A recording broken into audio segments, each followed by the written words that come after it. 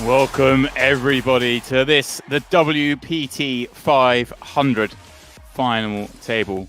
Myself, James Dempsey, joined by Henry Cobain. Of course, as always, Henry. And hey, it's almost like Groundhog Day, right? 1 week later, it's another WPT 500. This one, the vanilla, the no knockout.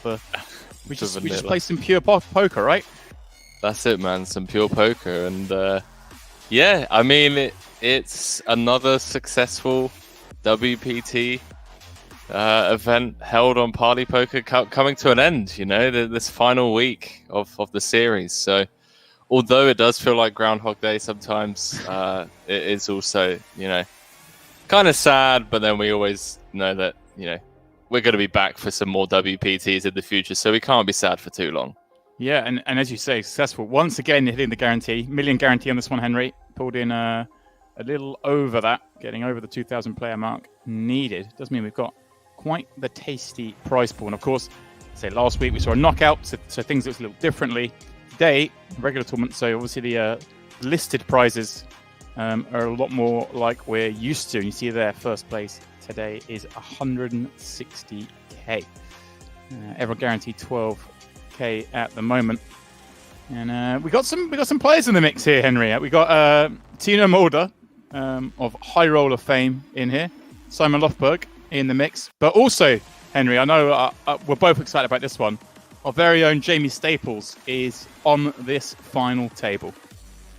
Yeah, he is indeed, man. I feel like you know, we've had some close calls with the party pros before, and I know Jaime especially has hit the crossbar. I believe he bubbled one of the big FTs that we covered within the last 12 months or so. So I know this is going to be a huge spot for him. I mean, coming in 9 of 9, but look, if anyone deserves the Henry Cobain spin up, it's going to be our man Jaime Staples. So you know, granted, I'm giving it to him.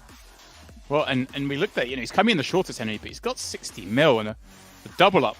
Bolts is right up into 4th. I mean, Löfberg obviously with a reasonable lead, but Timo Borchmann just behind. And then quite a big drop off. So we're going to see some, as we always do on final tables, some interesting dynamics develop, depending on, I guess, on where players draw the seats. And on that topic, let's have a look. So, all right, Timo Borchmann, a couple of seats to the right of Löfberg. That's a really great point that you make, actually, James. I didn't even realize that if Staples doubles, he moves up into 4th. Like, it is very tightly packed there at the bottom from 5th to 9th. So some real heavy ICM implications, as always, early on. And, well, Löfberg going to start things off by taking this one down, I guess. Sergei kind of dicey, 2 overs, gut shot. Yeah, going to stick around. Oh, there we go. Go straight away, Henry. This is how chip leaders get chip leads. That's it, my man. Let's defend the 5-3 suited.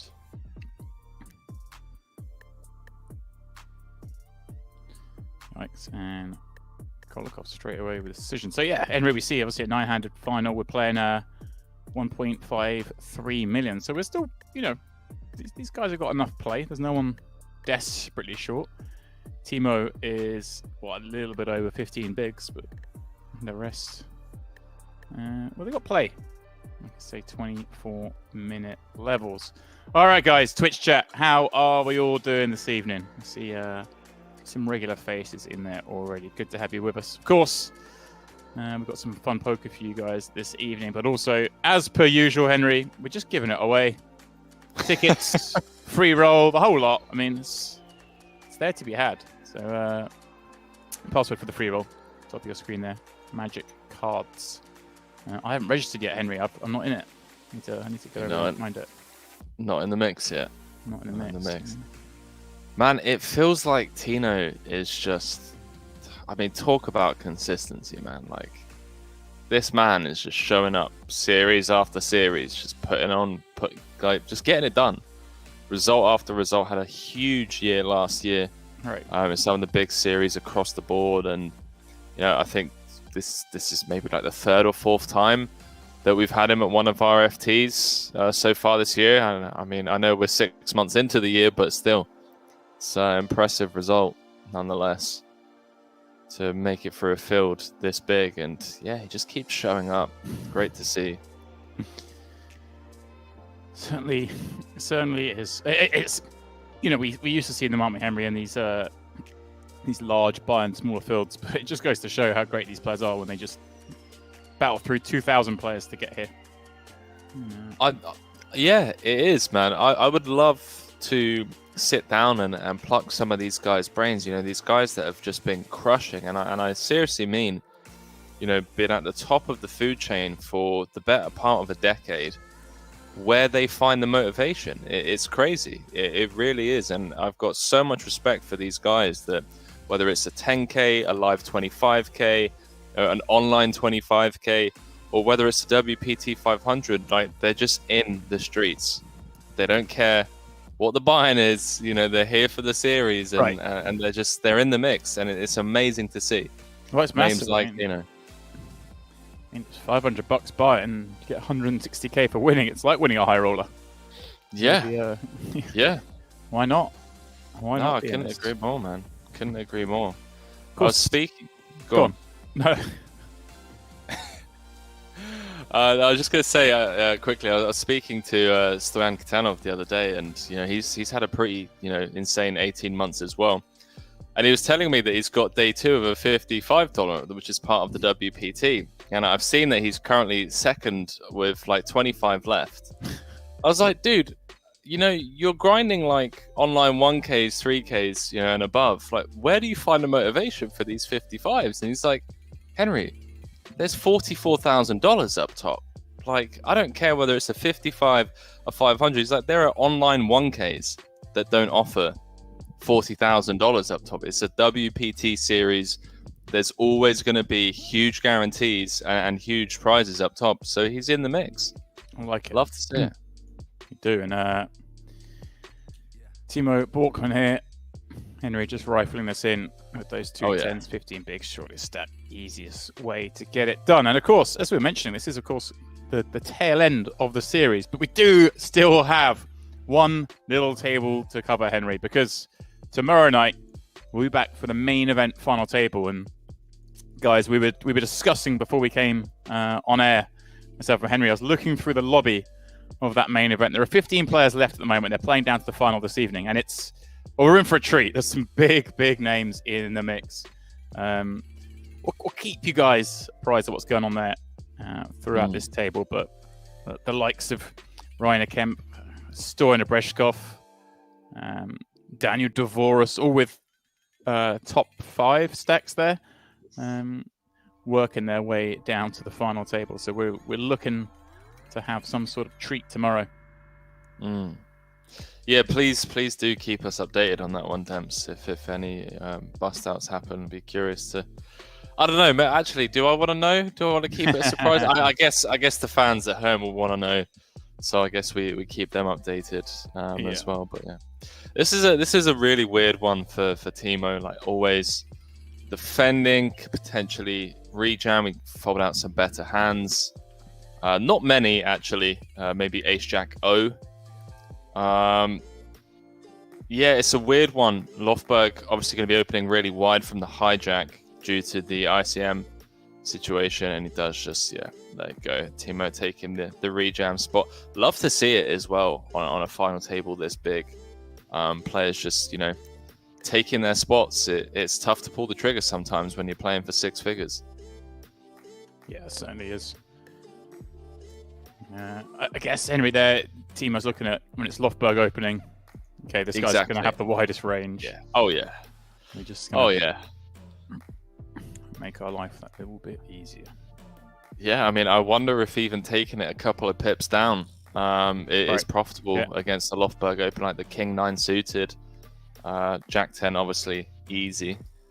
But yeah, I guess King 9 suited might be going in as well. This is a fun dynamic on this side of the table, right? You've got Henning, Lukas, Tino, Sergei, kind of all holding on for, those ladders, and every pot so important. It's Great point. They're going to have to battle off with each other on the regular. The only thing I can know about this sort of dynamic, Henry, on a final table like this is because they are also close. We know it's going to change quite quickly because that's how final tables work. It's going to be some. It's going to be some blood. Going to be some double ups. Going to be some lumps taken out of each other. As Lukas decides to bet this ace high with the ace of hearts. 7 in there as well. Yeah, goes for the big bet. Going to get to apply a lot of pressure on future streets. Oh, I'm seeing in the chat, Sheldog won the 1K Magic Card spin tourney a few days ago for 5 $50 spin tickets. Nice. There you go. Nice, man.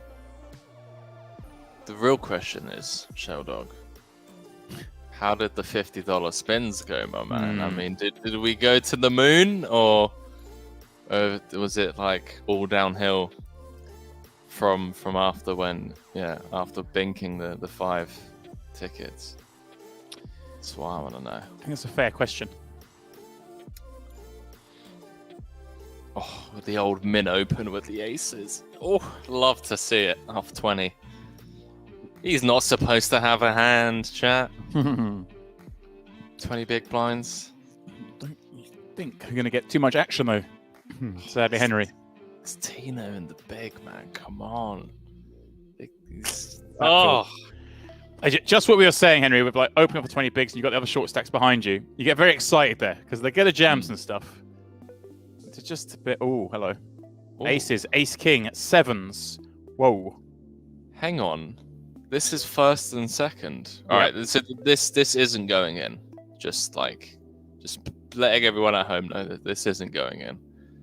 Does this go? Is this a 4-bet jam from the big, perhaps? Ooh. I don't think so, because I don't think Tino gets to attack a Löfberg +1 open as wide as we would like to potentially assume, because he is obviously deeper. Because obviously the risk of busting in 9th when you're currently in 2nd is pretty insane. I was going to ask about this as well. Do we just flat? Yeah, this is pretty sick. What's this for? 35. All right. Everyone calm down. We've seen a flop. I'd say everyone calm down. I mean, I need to calm down, but it's a dicey flop. King, Jack, 9, couple of clubs. A board that Löfberg's going to have some concern with, isn't it? Against Tino from the small. As it happens, kind of got his man right where he wants him with top pair, top kicker, and the 8 of clubs. Yeah, it's a great point. See, Tino flatting out the small. There's not really much funny business going on there versus the +1 open. And I see, this just goes check, turn, and then maybe block, call river, depending on river. May even bet big on club rivers, although I don't think we want to be turning ace king into a bluff.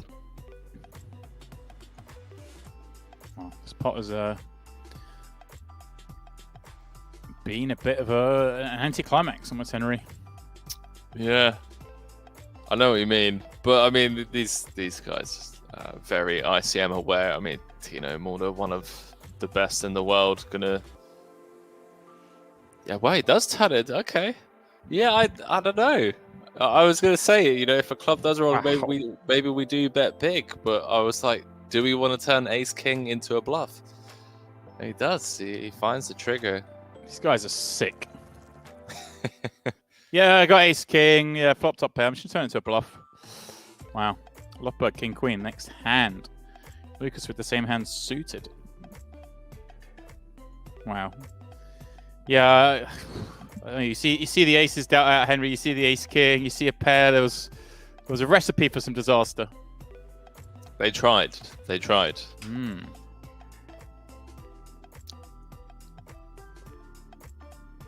So, I'm assuming this goes 3-bet fold. Well, Lukas is already 3-bet. Yeah. What have you been up to, Dempsey? I know we've only been away for a week, but I did notice a bit of redness around the neck before we went live. So, hang on. This to save me having to stop mid-flow. This might be a Might be a spin spot here. Ace Queen, Ace 9 suited. We've got King 10 suited. We've got King 9 suited. We're going to see some action. We might see the 3-bet rip from Staples if this folds to him. And it's got a few of his outs dead. A few hearts dead. 10 and a king also going to be in the mark. I wonder if the other short stacks around. Sergei, Henning, Timo himself. Well, let's see.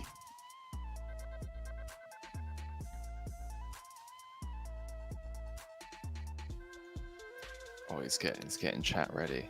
I mean, does Borchmann like have to call if it is jammed? Oof.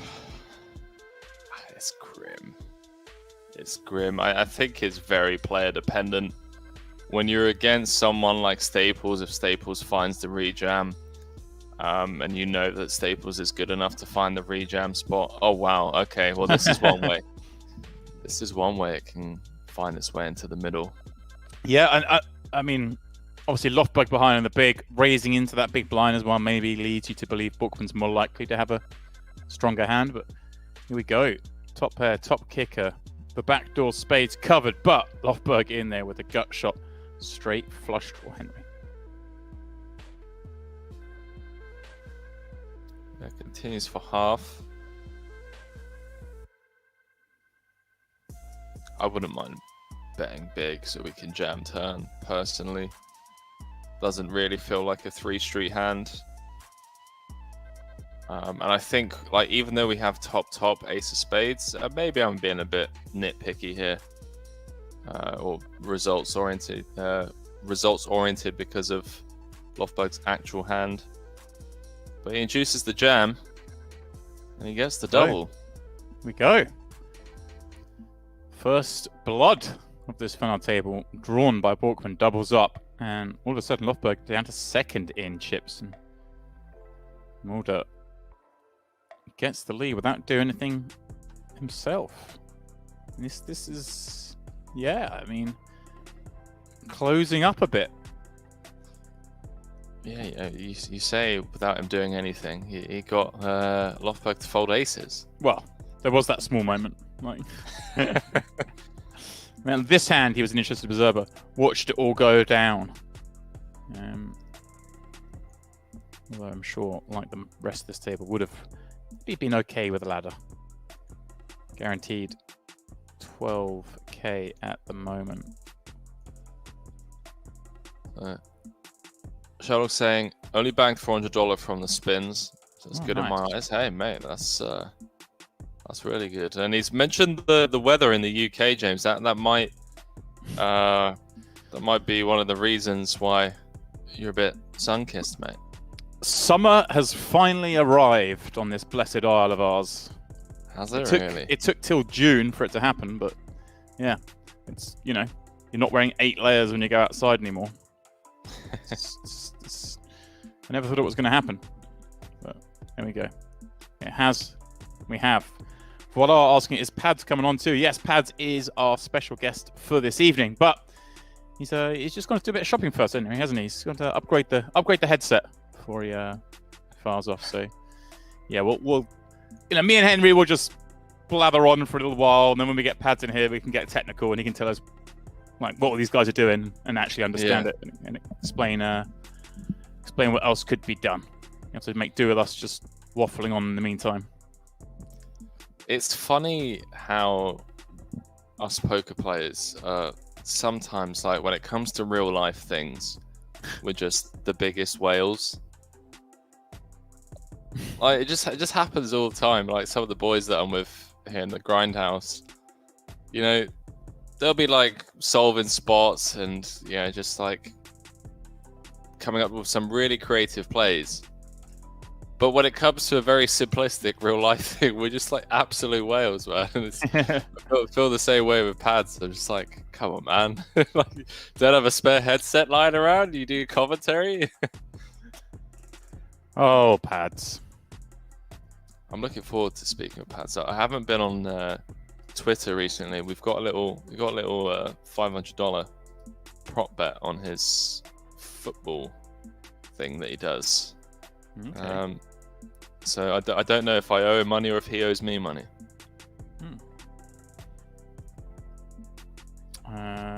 David here from the button. David, a person I know absolutely nothing about, Henry, and went through our little bio sheet. Just not a lot known other than from the UK. There we go. So I mean, I imagine, I hope David's watching. I know a lot of the guys will be watching whilst playing this final table. So if you are, say hello in the chat. Give us some love. But in trouble here, Henry. Lukas turning the top boat. Yeah, it does not want to see a fourth diamond on the river unless it's the deuce of diamonds. Ooh, that'd be sick.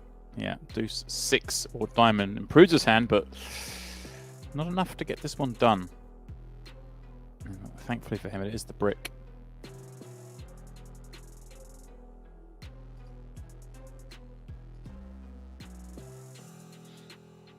Yeah, this the main event, Henry, is just ticking along. We're down to 14.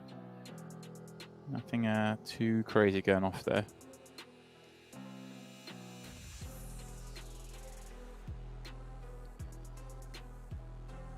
Yeah, there's potential for that to be a very star-studded FT.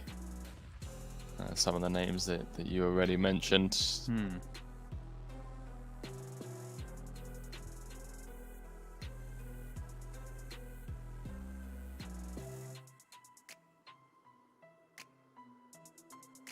Jaime Staples on a big final right here on Party.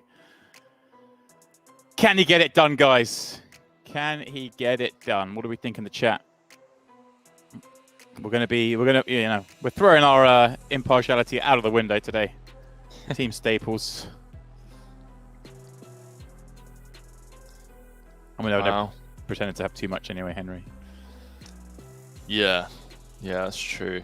I can't really recall who it was that taught me that very early on in my commentary pursuit, that you always have to remain impartial. And then, boys and girls, me and Dempsey got teamed up and throw Ludo in the mix every now and then for some of the live events, and he's like, yeah, I'm rooting for so and so, get Luke Schwartz in the booth, and it's like, okay, well, I guess that kind of just goes out the window now. Yeah. What can I say? You're always going to root for someone. But yeah, just doing a bit of Hendon mobbing. So we were obviously talking about Löfberg before we went live. Yeah. Due to Löfberg being the chip leader. And yeah, I mean, first result was a WSOP event back in 2013. So I assume you guys have battled at some point, Dempsey. I think he's more known for being a PLO crusher. Yeah. If I'm not mistaken. I mean, I'm not sure if I have or not. I mean, believe it or not, 2013 might be too late for me, Oh, too late for you? I'm an old man. Old man Dempsey. I'm an old man. In honesty, I'm not sure. I see he's got his results split over 2 profiles by the looks of it. Makes things a little more difficult. And, wow. Okay. Jump back into the chat in a bit because... okay. All right. We check the top pair.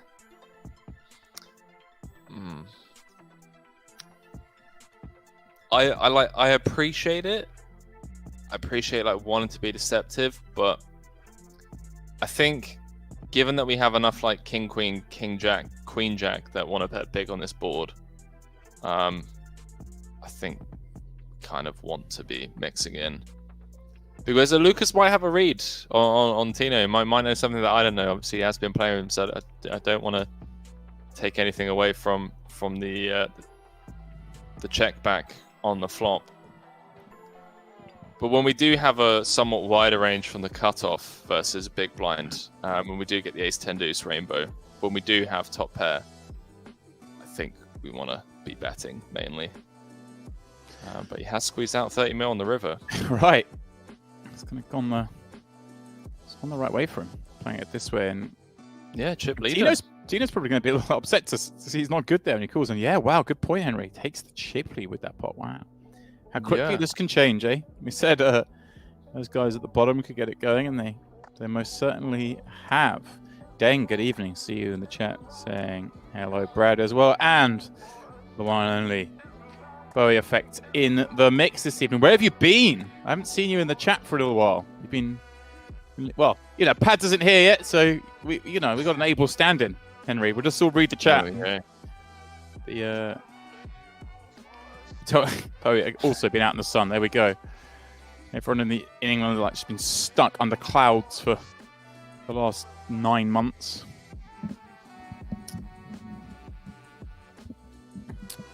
Yeah. Armiso in the chat, rooting on a bit of Jaime action. Yeah, we all want to see Jaime Staples spin this up. At least give us a sweat, Henry. Yeah, it's pretty crazy. The blinds at the moment, how quickly this has changed already for a few people, and just how it can change is just like a single raise pot cutoff versus big blind. Like that's pretty insane. And yeah, obviously catching up with the chat. Aaron asking about Wigan. No idea. Good luck. I thought football was over. Oh, the Wigan banter. I love it. I love it. You guys. Deng always coming in saying, hello, James, how have you been? And then hits me with the, hi, Henry.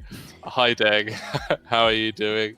That's my favorite, Bradley, Bowie, as always. How's it going, boys and girls? Thanks for joining us, as always. And yeah, fun one here. Fun one. Given the ICM implications for a 550, 6 figures up top, with it just being like so close and so tight down at the bottom. Yeah, it could be a painful night for a few people. I just realised, Henry, I haven't registered this free roll yet. So I'm heading over to Party WPT online free roll, $500 in prizes. Just pure hard cash today, Henry. Boom. Paying this one out in cash, as it is the end of the series. No point, guys, giving tickets away, is there, Henry? When the series is finished. So, Oh, Twitch chat's going to be the death of me one day, I swear to God. Oh, man.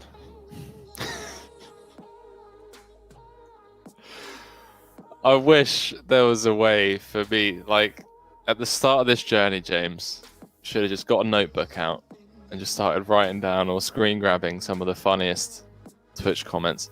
If Löfberg rips this in here with the 10, he has. He's sicko. Oh, he has. Wow, this could be a huge slip down the ranks for Löfberg, Henry, having started the final as the chip leader. So sick for John. He can't fold this, can he? It's so grim. This is one of the grimmest things He calls, and Löfberg spikes the 8 on the end. Oh, wow. Oh, wow, wow, wow, wow. That is a monstrous pot. Yikes. John out in 9th, Henry, for what, $12,000, but would have been right to the chip lead, and Löfberg would have been, I think, the shortest stack. Yeah, pretty much, man. It would have been down at the bottom, that's for sure. That's a painful one. That is a painful one. Like, Löfberg's jam's obviously a print because John's meant to be folding heaps. He's going to be opening wide on the button. Obviously, Henning, Sergei, Jaime, all kind of hovering around like the 15 big blind territory. I guess taking that into consideration, we do widen our calling range. I have no idea about Ace Queen O personally. If someone wants to obviously plug it, that would be amazing. Or we can just wait for Pads to join us, obviously. and Pads could tell us how it is. But yeah, that's a painful one. Henry Isaac in the chat makes a very good point. Where was Jeff Gross for comments for that one? Ace Queen getting torched once more. Yeah. The guy's onto something. That's true. Like, the guy knows. True. Ace Queen. Wow. Out in 9th. Good game, John. It's pretty grim, especially Henry. It makes no difference, but when you see the board run out so clean, like there were no draws, there's no nothing, just the Just the raw 6 out on the end. Löfberg reclaims the lead. Yeah, Bowie coming in hot. So I think 9-handed we call ace queen o. It gets very rough if we're like 6-handed and the short stacks. Appreciate that, my man. Appreciate you letting us know. And, we'll go Boney saying, he said Jamie. Yeah, it's Jaime Staples, I believe is what Jamie goes by. Definitely does. That one was sure of, Henry. You know, we're safe with that one. I don't know where I was going with that. I was just like, but yeah. Who I don't know the name on his birth certificate, unfortunately. But as far as I'm aware, he likes to go by the name Jaime Staples.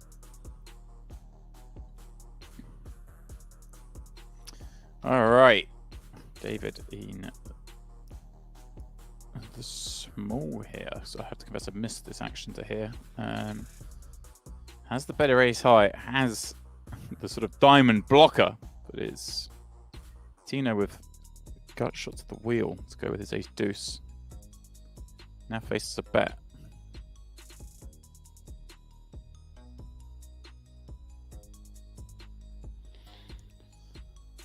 And I'm a bit lost in this one, Henry. I don't know how we got to this spot, but wow. Tino says, none of that nonsense, let's go. Raises... Henry, I'm confused. Talk to me.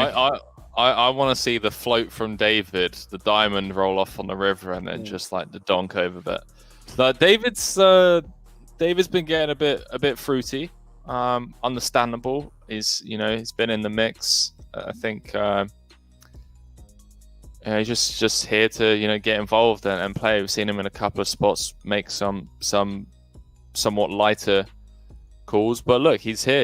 8 left, 15.7 locked up, and finds himself. I'm all for it as well, man. Yeah, let's get frisky. That's it. Spice things up, take it to the streets. I'm all for it, and let's see what David does. See how he gets on. And Henning from the small suited king. Henry rips it. Lukas with an ace. Yeah, I think chip EV wise, probably cool. But there's some arguments of folding his stack preservation. We're in second place. Does make the call. Flops a deuce. King on the turn for Henning. And Henning with the double up. Henry also now over 100 mil. And once again, changes the dynamic. It's happening so quickly. Yeah, it really does. It really does. This is a pretty grim one. This is a really grim one. Oh, Staples thinking about the raise and take with the suited king. Oh my god. Can't do it. Don't blame him.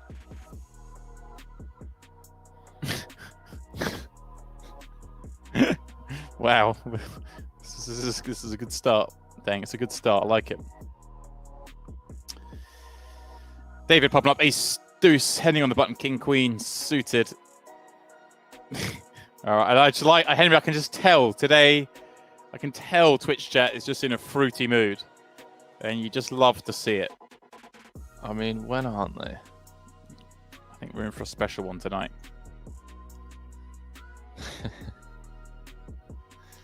It's great to have you all with us. We are playing this one down to a champion, of course. This is the WPT 500 final table right here on Party. And yeah, David in action once again, Henry, with the ace deuce. Henning decides to flap from the button. And the two will play out this king six deuce with the ace of hearts in hand, Henry. There's some stuff here. Hands up if you've made a WPT 500 final table before. It's the only final table I've ever made, chat. So yeah, no, I'm live. That is. Can people get banned for saying third pair? 3 pair? No, you can't get banned for that. You cannot. In fact, it's encouraged. It's mandatory, especially in games with more cards. Heart on the turn. Plot thickens. plot thickens as Henry vanishes. Henning does bet when check 2 river runs out, second 7. So Henning is going to win this one. Just a question of whether he tries to squeeze any more out of this. His button versus cutoff. Certainly some weaker hands in David's range. At the same time, preservation of this stack. Yeah, does elect to take the more passive route.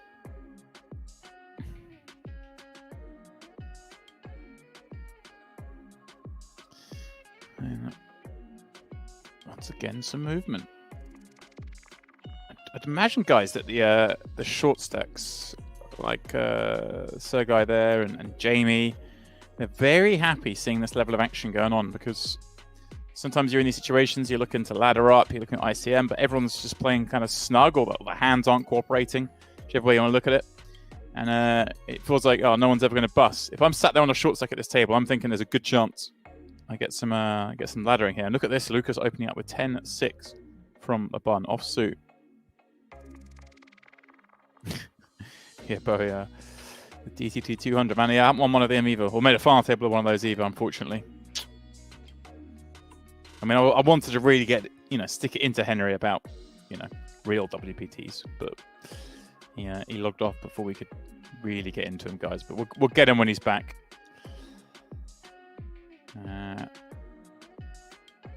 David's been getting involved. 20 bigs at ace-9 off. No surprise to see him get in the mix once more, but it is Tino in the big with the boots.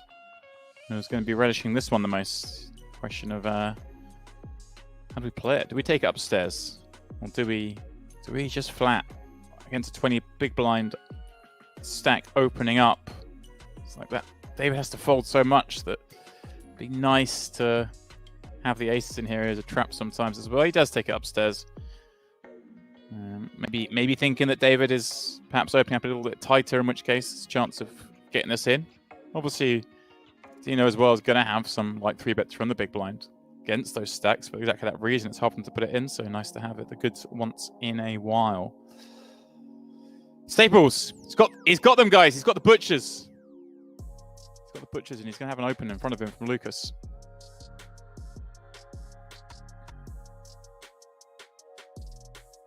Tilpak's asking, what's the password for? The password, my friend, is for the WPT free roll over on Party Poker that's taking place in 45 minutes. $500 in cold hard cash in the prize pool. So please do head on over to Party Poker. Search Twitch, I think it'll pop up the free roll.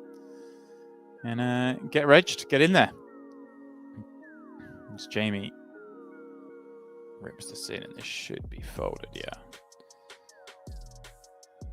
Of course, we do have our ticket giveaways. We're giving away $10, $11 tickets each and every hour we are live this evening, guys. So please do stay tuned, and I'll tell you how you can do that.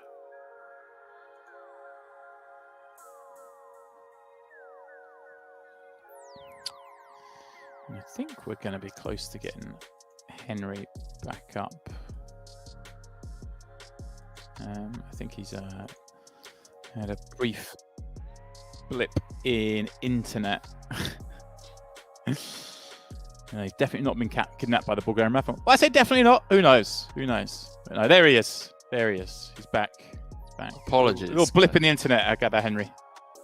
Yeah, I was kind of sweating this. I didn't want to. I can't hear Henry, unfortunately, for some reason.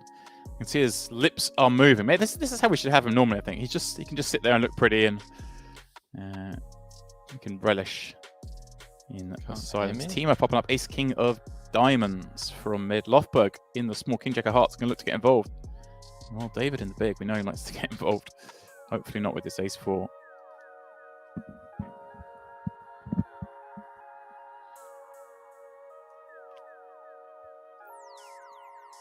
Take it you still can't hear me.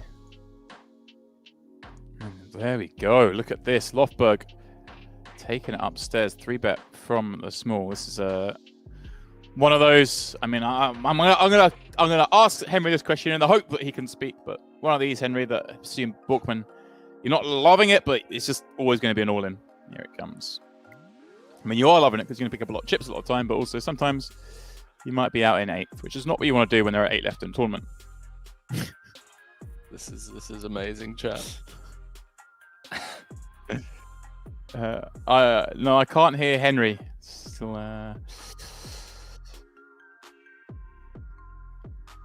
No, everyone can hear me. Okay. Just James can't hear me. We're having some issues here, guys. We've got some gremlins. Yeah, I've muted him. I don't know. Chat. Can you guys can chat here, Henry? Can chat here, Henry? Maybe I'm what's going on?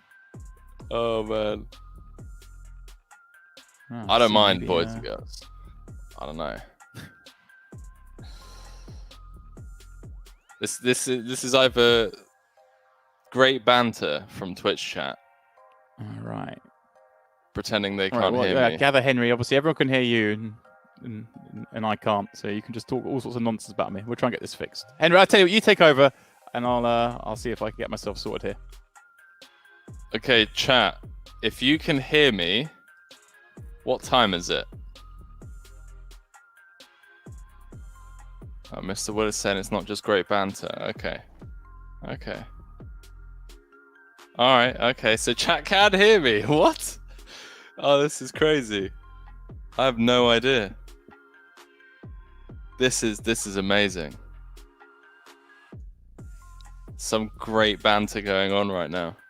Anyway, boys and girls, David flatting with the 7-9 of hearts from the small, most likely going to face a double barrel here once Lukas turns a double gutter, and the potential to just go for the check jam.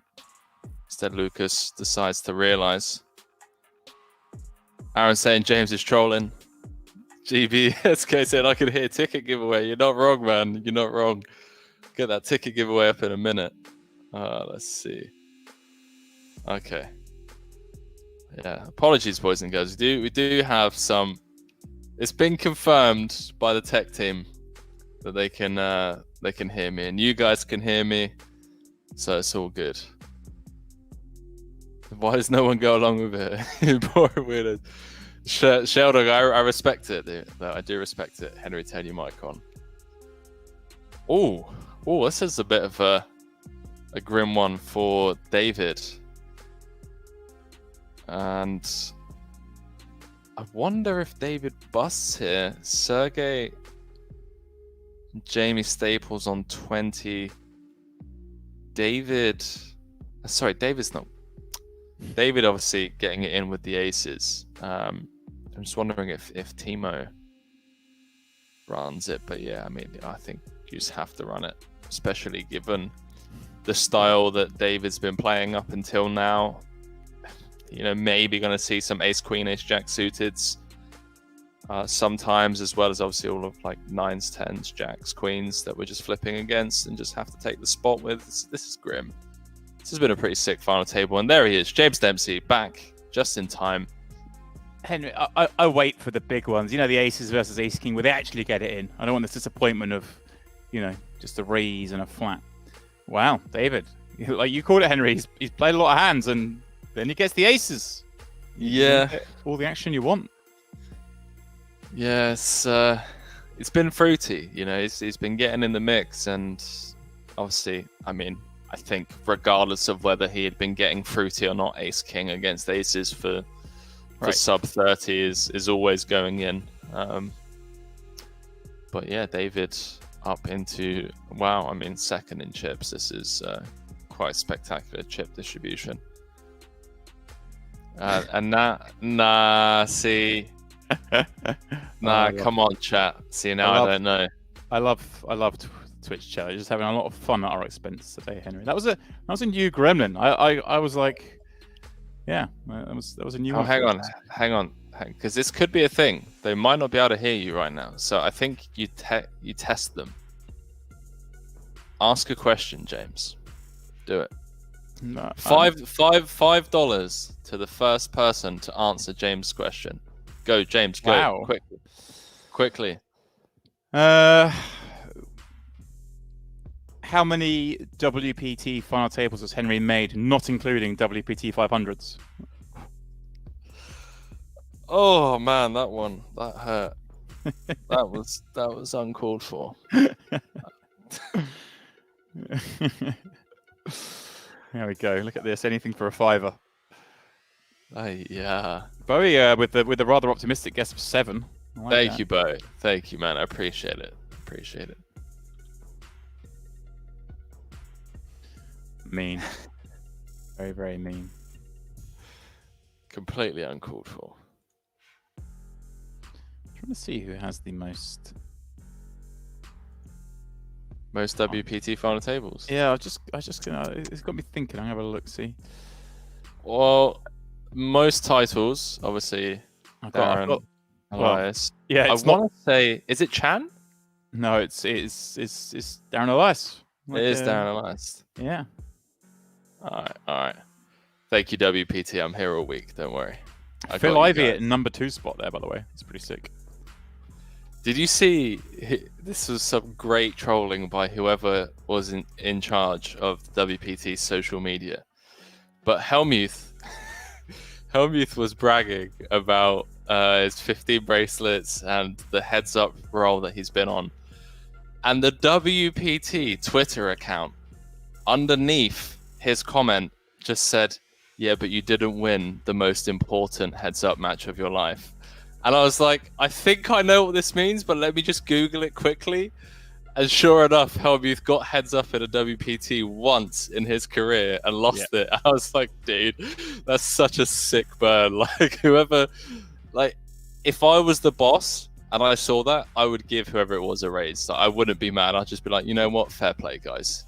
Well, that is some great banter. It's a joke. I've heard so many people like a level at Phil. So, for the night before the World Championship, the Tournament of Champions. So there we go. It used to be the World Champions. Now the Tournament of Champions event in Vegas, which is always at the start of the series. So late May, everyone's in town.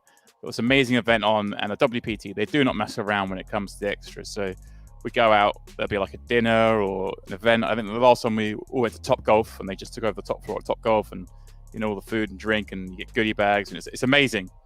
And it's just like if you see Phil in the lead up to the few days before, you're like, "Oh, Phil, are you coming on Tuesday?" "Oh no, I forgot. You can't, can you? You're not invited." And just absolutely wind him up, no end. And I remember he actually he turned up to one of these things. It was brilliant. Matt Savage did not stop ripping him for the entire time he was there. He's like, "Oh, welcome champions and Phil. Welcome champions and Phil. Thank champions and Phil." It's That's brilliant. Good bants to level at someone who's just won the 15 bracelets. I think he's okay. I think he's okay. Look, say what you will about Helmuth. Like, in person, he is one of the nicest people I've ever had the pleasure of meeting, and it's crazy the difference between the way he acts at the table, and just like who he is in person. He's just a wonderful guy, and sometimes I'm just like, are you the same person? Like, I feel like I've seen you blow up so many times on TV, and now we're just casually chatting, and he's just a really nice guy.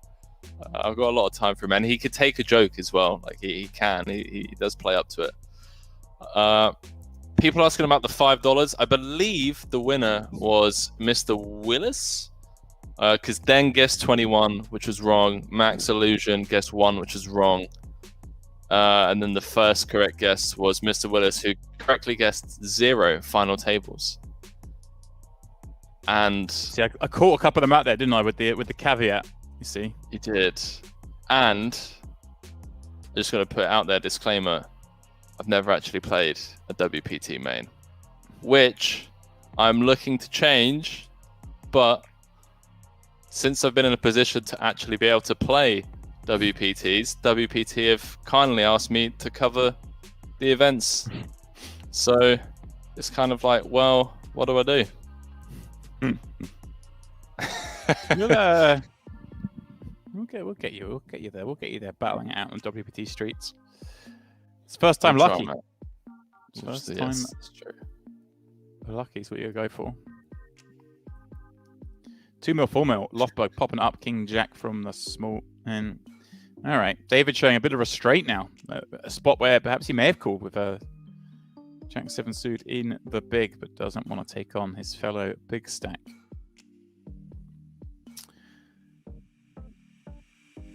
Sherlock said, "Why haven't you played any before, Henry?" I wasn't rolled to play them, and I wasn't comfortable or good enough to play them at the point in my career before commentary. Is this going to find its way in, James? Probably not. Not for 30. Not UTG. Mind you, Löfberg has. I mean, he has been bullying a little bit. Yeah, I mean, I would say probably not though. Henry, just with the those 3 stacks sub 20 bigs in Staples, Koliakov, and Borchmann. But let's see, is Hafner going to fall for this? I say fall for it. It's a reasonable spot to take Henry, isn't it? We've got ace-10 suited, 30 bigs against the chip leader, who has been very aggressive. We saw Löfberg. Yeah, there we go. Does go for it, Henry. Löfberg's aggressive image helping him get paid here. Hafner flops a 10, Henry, but runs out clean. Löfberg now with a monstrous 370 million. Lukas Hafner out in 8th, picking up 15.7. And those 3 short stacks, they creep on up. One more spot. That's it, man. Timo, Sergei, Jaime, just all loving that. Henry, Hafner, like 10 minutes ago, was the chip leader with 8 left, wasn't he? He won. He got the chip lead. Well, he got the chip lead, didn't he? Because he knocked out John, I think. He did.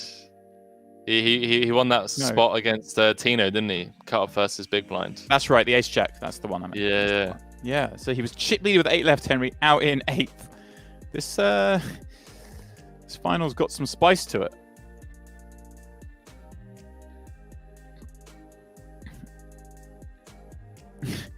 Deng says it'll take 0.5%, Henry. Looks like Henry's gremlins have returned, perhaps.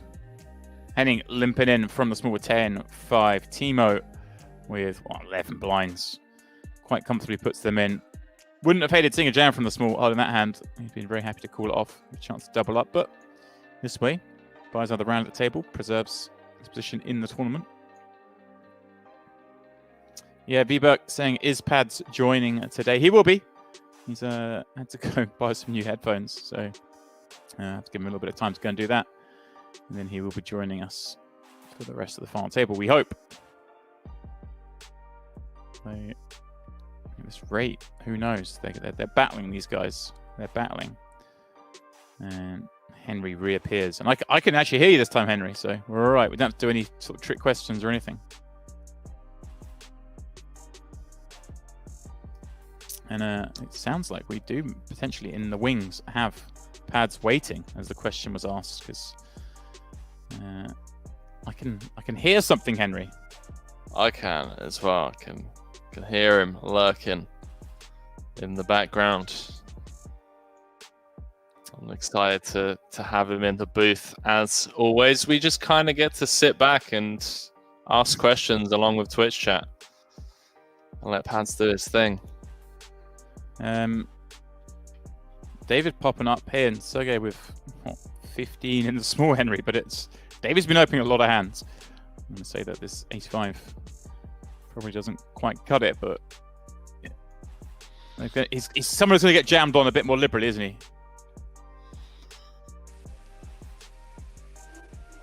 Yeah, I don't think ace-5 makes the cut, but yeah, David's definitely been V-pipping his fair share of hands.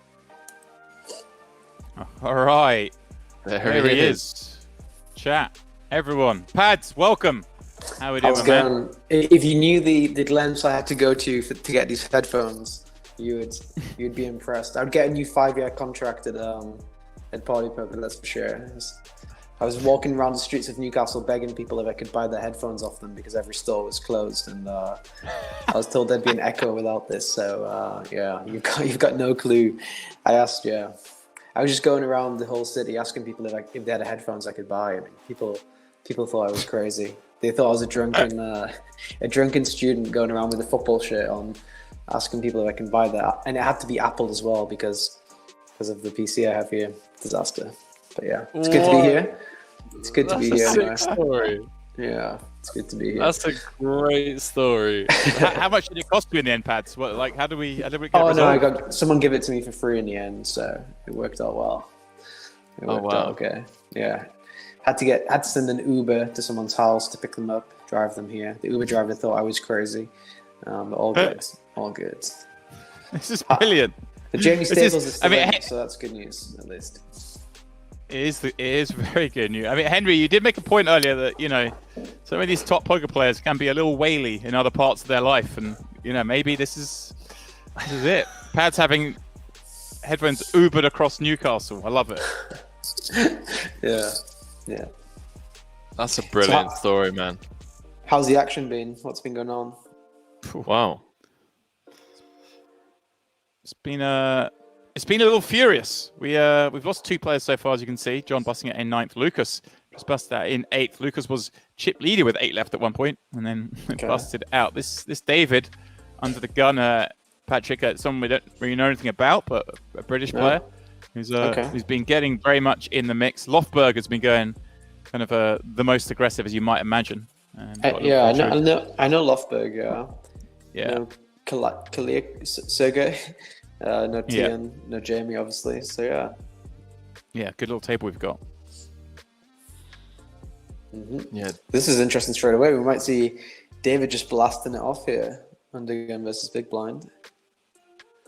I would love to see him blast off with the 5s here. Oh, 7's not too good because a lot of the 8 9s, Jack 9s, Jack 10s, they're not going to fold the turn. If the turn was a 4, you probably get 10-8 to fold the turn, right? But now 10-8's not going to fold, so. Right. Less appealing. Oh, but David doesn't mind about that. 16 million is the follow-up. Go on, David. Shove from Löfberg could be sexy. Wow. Or raise. Get him to fold Ace King, Ace Queen. Ace King's drawn dead, right? Against value hands. Ace Queen's drawn dead against value hands. He folds. Wow. Go on, Dave. Dave's aggression pays off once more. So, Jaime Staples' biggest ever cash, do we know how much it is? I saw him speaking about it somewhere. Was it 30K? 32K or something? Yeah. Yeah, I want to say that it was the WPT main that we covered last, I want to say, was it last year? End of last year? Yes. That he kind of, like 12th or 13th, soft bubbled the final table, if I'm not mistaken. So yeah, definitely a spot for him to beat his all-time best. I know Jamie loves like milestones and stuff like that, so I'm sure he'll be looking out for that. It was the millions online main event, 20th place for 35K. Okay. Just a few months ago. The one that Endrick won. Right. The one that Endrick won. Yeah. Just the casual 892K he threw on the pile that day. Good old Endrick. So you Jamie. Oh, never mind. Actually, never mind. I was looking at the cameras in the other screen. I was like, you guys just have green screens like showing. Is it not supposed to be something else? Then I realized I'm looking at the wrong screen. I was really confused that Henry just has this huge green thing behind him. But that's kind of not the point. But okay. Oh man. So Pads, we were just saying, so I'm in a grindhouse at the moment with some friends, and it's crazy how creative and just focused and just in the zone, some of us can be when we're grinding, but when it comes to like real life things, how we could just be the biggest whales. Just poker players, man. I find it hilarious. 100%. I was talking about your headphone issue to the chat beforehand, and I was like, even pads could be a whale in some spots. Well, I came to Newcastle for one day, and I've been here for 2 weeks. So, yeah, I wasn't planning to be here. So, talking of being a whale, I whaled? Oh wow, okay, yeah, David just fruity as. You said talking about being a whale just as David Freebet. That was not so nice. Nothing to do with David's free bet. I like it. Put him in the cage. If he gets the fold here, I mean, his price is ridiculous. 12 million to win 38. It's like a min free bet, right? Yeah, pretty sick. Grim spot for Jamie. He probably isn't free bet calling ace queen, we don't think. So sizing doesn't really look like ace king, potentially. It's easy to say this now, but I think folding would be too tight, right? I guess. Yeah. Go on, nice. Jamie. Nice. I think Jamie has an image of being really tight, but he's not tight at all, actually. His image is that he's a nit, but he's really not a nit. Seriously, people think he's really tight, but he's not. He's not tight. Pads, mate, let him image build. You can't come here for 5 minutes and like destroy this image that he's built. You know, let him build the image Over the last 6 years. Yeah, from streaming. You know, he came to Party Poker. There's no hoods. He kept his PokerStars perceived 12% VPIP, but then he came to Party Poker. He started blasting. It's crazy. Everyone just remembers the hood from PokerStars days. That's it, man. I do love the fact that he took the spot there because I'm sure Jamie's got this up if he might not be listening to us, but you'd have seen David is definitely someone who's getting considerably out of line. Yeah. Just went after him there. Yeah, it's a really interesting spot for Timo and Sergei. As I'm sure they are, aware of the stream and obviously with the delay, seen some of the hands that David's been getting involved in, and potentially just playing like a waiting game under the assumption that he might misstep against Löfberg or Tino in a big spot. Yeah.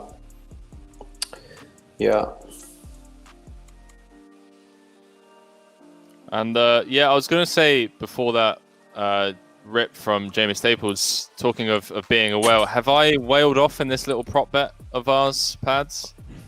Have you been crushing the footy matches that you've been playing? Oh, you don't know. I broke a bone in my foot, so it's postponed for like 3 weeks or whatever.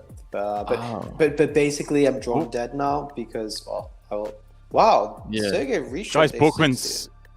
Yeah, Borchmann's. This is a very wide reshove a6 offsuit here. And a king on the flop for Timo. The turn brings draws, but bricks out. Sergei Koliakov. Well, not out, but down to 1.5 blinds, guys. Sergei is seen as one of the best players in the world, actually. He's a very high stakes regular. Maybe he thinks Timo is too loose or something. Because ace6 is definitely very wide.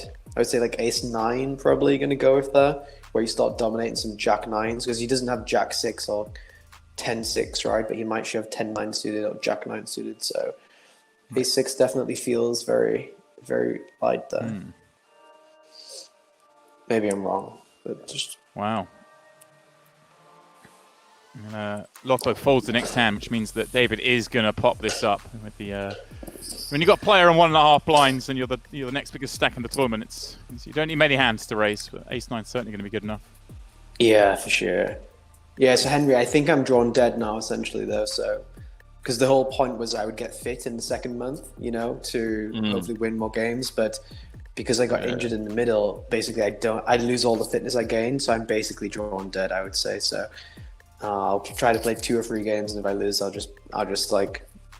Not buy, I'll just like pay out, I guess. So yeah, it's quite sad, but I've never had an injury in my life, never broke a bone, ever. Never, so. Timo Mulder calls. This is very dodgy, well.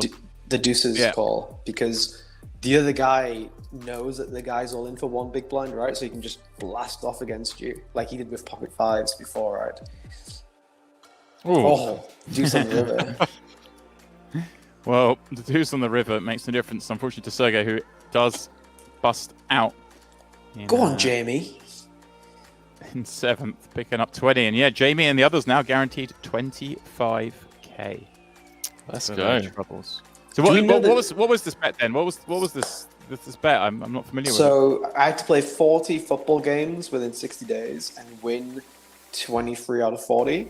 So like my strategy was essentially divide them into games of 10. So the first 10 I wanted to draw 5-5. The second 10 I was planned to win 6-4. The third 10 win 6-4, and the fourth 10 win 6-4. But that's because my fitness from the first 10 games would have increased.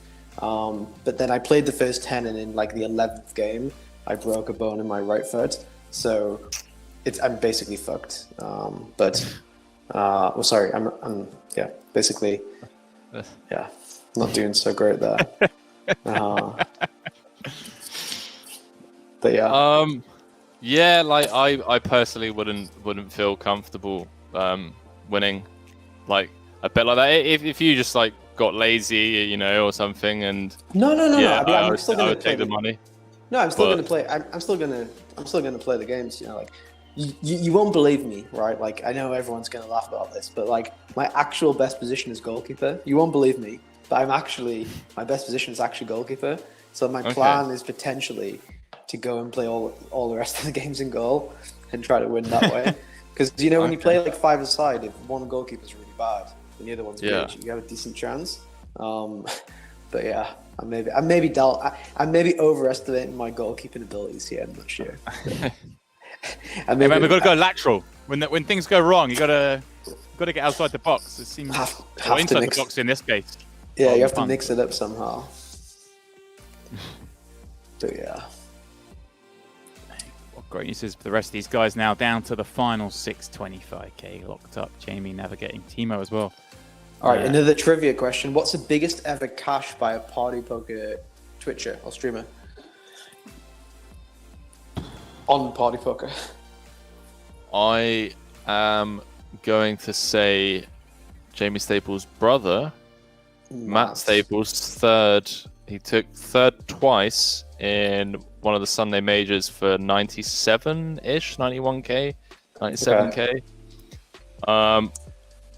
Yeah, I was trying to think whether Pav had bigger than that whilst he was part of the roster, but I don't think Pav ever had a six-figure score. So maybe Dmitry Abanovich, maybe, but of course, yeah. I feel like he won something big and maybe was streaming Millions Online or something.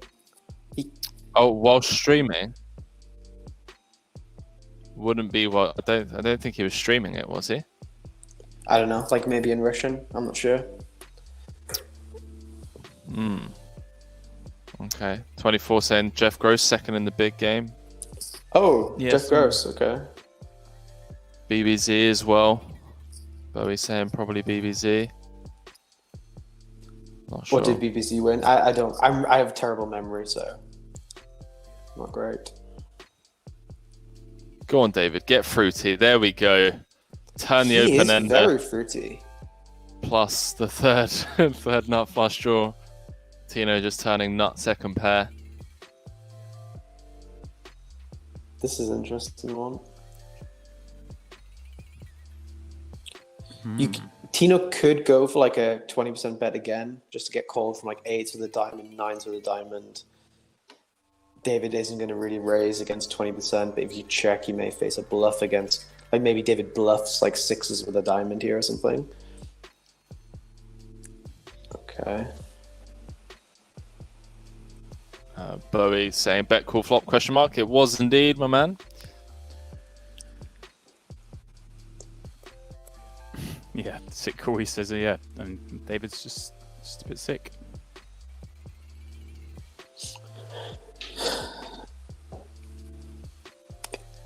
I'm rooting for David. What? David and James. The action guys. This could go all in. David open, Timo jam, Teun rejam. Ooh.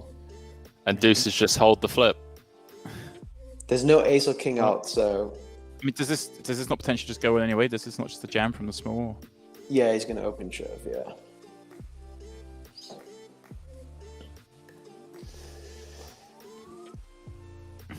Timo versus Tino. Here we go. Wow. Mulder. This is a huge one for the tournament because Teun is so good. Off to the races we go again. The other short stacks loving life. The deuces hold. Teun Mulder down to 33 mil. That's sick. I mean, that is amazing news for everyone else at the table. Not to discredit anyone else, but Tino, one of the best in the world, and he's not the guy you want with 200 million because he rips FTs apart. He's had a sick couple of years as well. It's been pretty insane. I don't feel too bad for him. Yeah. He squeezed an extra 35k out of my flatmate in WQ main, so it's all good. Big fold by Jaime Staples there, by the way. 10-7 clubs in the big blind versus a min raise. Good fold. The guy had queens.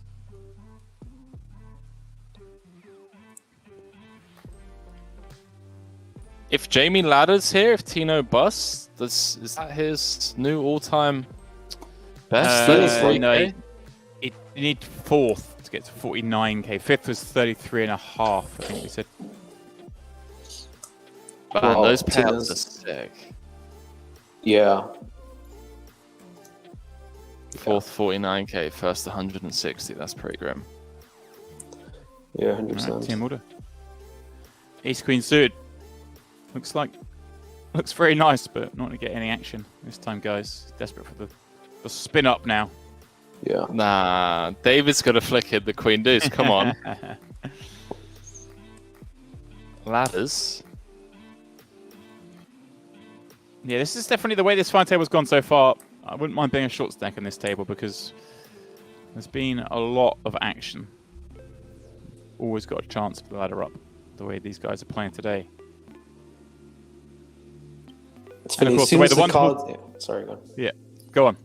I said it's just funny. As soon as the cards are dealt out, I'm just like instantly looking for violence. I'm like, okay, who's gonna stack who? Like, who can break someone's heart here? You know what I mean? It's crazy. I'm just like scouring the table straight away. It's funny how it's like that.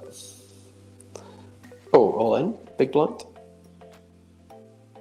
Oh, don't know if Henning's been pretty quiet. It feels like a spot that would potentially be taken if Tino's not sat on 10 bigs. Yeah, but because of that, Löfberg's going to probably raise, like 75% as well. True. That's very true. And probably his worst pair he raised calls is like 8s or 7s. Oh, wow, 3-bit fold. I don't mind this at all. I think it's good. Nice play Was indeed. Löfberg going to sniff it out? Okay. Pads. Come on, we like fruitiness, but we're not sniffing anything out with the King 5, are we? Well, the thing is, like, Löfberg is a gangster, by the way. Like, for those kind of things, he's very prominent. He's like, I think he lives with Lena, maybe. Or like, he's very, very part of that crew, like Lena Darwin crew, and they sniff it out. Those guys, they like to. Because like, what's the worst hand do you think Henning free bets for value there? Big blind versus button. Like jacks, he's going all in for sure, right? Ace king, he's going all in for sure. Queens, he's probably going all in for sure. So it's like aces, kings. He free bet really big. So is it really aces? So it's like, okay, he has kings or nothing. It's they're very. It's like chicken, the game chicken. It's what those spots are like, I guess. I love the way your mind works, man. It's always refreshing having you in the booth because I feel like I just learn so much from you breaking down some simplistic spots. I mean, I'm usually one just punting it off, and he has kings, so they level me. So we've got Matt Savage in the chat saying, "Hey guys, can we hear you guys do your best American accents?" I'm gonna let James Dempsey kick that one off. Well, just first of all, what honor it is to have the man himself, the man, the myth, the legend, Mr. Matt Savage, in the house. Matt, I hope the Savage Invitational went down without a hitch. I haven't heard enough good stories from it this year. Sadly, I couldn't make it. He's now back in the poker guys, but I'm not going to throw out the action just yet. I don't have it in the locker either. Yeah, I don't know which one to go for. He's put us in a bit of a spot here, hasn't he? I mean, I don't recall us going into the Twitch chat and asking Matt to put on his best UK accent.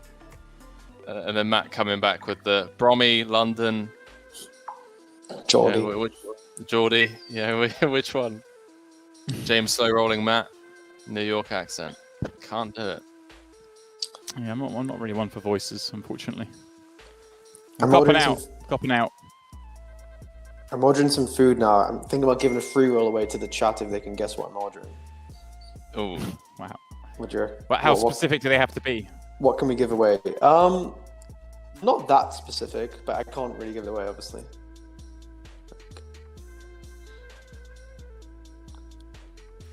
Is Jaime Staples giving away 5% of his winnings if they guess what I'm having for food? is that what Jaime Staples said?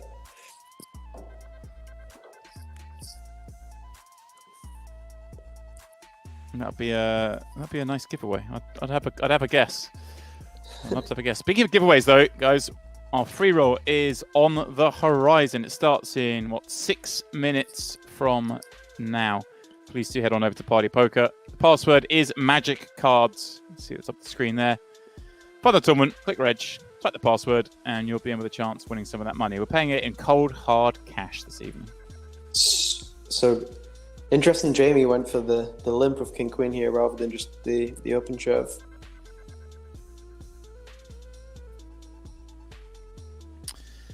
Yeah, trying to get, I guess, had some Löfberg action. Again, Löfberg being very aggressive, being caught with his hands in the jar already this evening. I say caught, I mean spiked an 8 to get out of jail with 10-8 against Ace Queen. But you know, the thing is, like, Löfberg's smart that he knows if Jaime has 10-8 off, he's probably going to just fold because he expects Löfberg to go after him. So Jaime, expecting Löfberg to go after him, Löfberg is smart and realizes, well, if Jaime thinks he's going to go after me, I'm going to go after him, then he's obviously not going to limp the bottom 40% or whatever. Do you know what I mean? So in reality, Löfberg isn't isolating these 6 free offs because Jamie's limp actually looks like pretty strong, you know? He's shoving all of his ace-x, he's shoving all of his pairs, he's shoving all of his jack-10 suited. So when he is limping, like, is he really limp folding that much? Do you know what I mean? From a, like, smart guy's point of view. So I think it's an interesting one for sure. I don't know. No, it's a very good point. It's a point I was almost wondering. Like you say, like you do have to throw in those traps, but because you throw in some traps, then Löfberg's not going to bite, and then you get these weird situations when he does raise. And now you start second guessing yourself. But there we go. David could call here. Honestly, it's only right? Yeah, it's only wow. This is crazy. You don't see this stuff happening often, but flush versus straight flush draw. Right, this is. The dealer today is on one. Oh, well. Yeah, it seems a weird one, right, Pads? Spade. There we go. Easy game. The bet there, Pads. I guess we got a pair. We got the draws covered. Like betting doesn't really accomplish much, does it?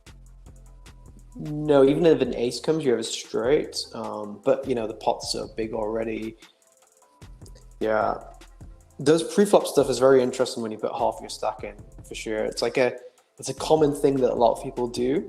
But when you have Queen 10, you really want Queen Jack to fold. You know, you really want King 10 to fold. When you make it 3.5 big blinds, he's probably going to call these hands like he called 7-5, you know? He's going to call some hands which will fold to a shove. So I like to just shove, typically, in those spots. This is interesting. Do you remember last orbit? He either has kings or nothing. This time he has kings. Right. Wow. That's a good point. Let's see what Henning does this time. 27.6 last time, I think it was. Don't go smaller. There we are. There we go. There's the 27. Löfberg with, wow. Pretty nice looking hand to continue with, Pads. Yeah, I mean, if he has ace-8 or king-5 or queen-4 or jack-6, you're never dominated. Like, he's not free-betting ace-10 or king-10 or queen-10. It's always one high card, one low card, so your hand plays okay. That's for sure. And if you lose 100 million, it's okay, you're still a chip leader, so you don't have any... You have, like, very little ICM on you at all here at Löfberg.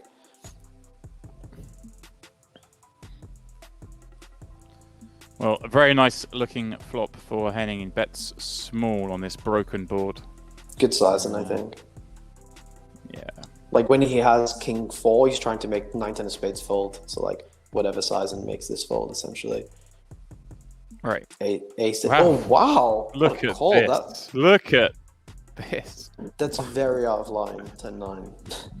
Very out of line.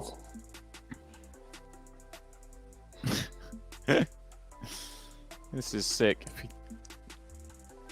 Don't say it, James. Don't say it. I don't even know what to say tonight, Henry. These guys are playing hard. This is interesting. The word fruity comes to mind. I think he probably is just going to shove to try to stack a queen. But yeah, the thing is, there's loads of hands which, if you bet a smaller size, you can, like, he's always folding his draws versus his sizing, I think, you know, like his flush draws, like his king X flush draws, ace X flush draws, probably. It's tough. It's fine if he folds them, right? Well, another big pot goes away from Löfberg. Now it's David on the button. King, queen, suited. He's going to pop this up. And Timo in the big blind, guys, has the same suit covered with the ace deuce. I mean, the way things are going, I just expect to see at least 2 clubs on the flop. Well, no one had the jack or 10 of clubs, so let's see those 2, I guess. Oh, there's one. Oh, that is action. Pad's got halfway there, guys. That's why he's I still got time. I still got 2 streets left. You do, and you're going to see those streets. One would imagine. Well, here we go. Gut shot for Timo. Open ender for David. Not too much point of betting for ace 2. Like ace queen's not folding, ace king's not folding, ace 5's not folding, ace king's not folding.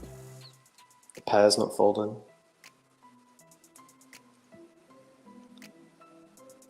Okay.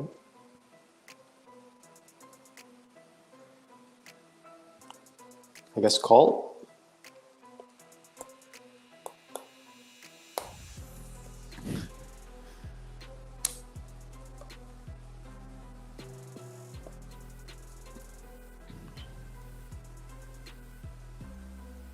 I really hope David doesn't check behind. He has some showdown value. Like he beats king 9, he beats queen 9, he beats. Our man doesn't do much checking, boys. David just keeps blasting. Wow. Wow, what a call. Great call. Timo makes the call with ace deuce high. Yeah. Gets himself into second place with 200 million. David pops back down to 150. Guys, free roll is off and running. Head on over to Party Poker. Password is Magic Cards. We're giving away 500 bucks. And, well, if you're on my table, I'd fold right now because I got a good hand. It's true, I do. Oh, man. James has been trying to sell this image for years, Pads, that... Yeah, it's, he has a hand, or I don't know what image he's trying to sell anymore, to be honest with you. But he's manipulating the image selling more than the crypto markets at the moment. Don't tell me anything. I've got all crypto muted for like 10 days now, so just I don't. No spoilers, please. No spoilers, guys. That is the first break of the evening. Myself, Henry, and Patrick will be back in 5 minutes. More of this WPT 500 final table right here on Party Poker.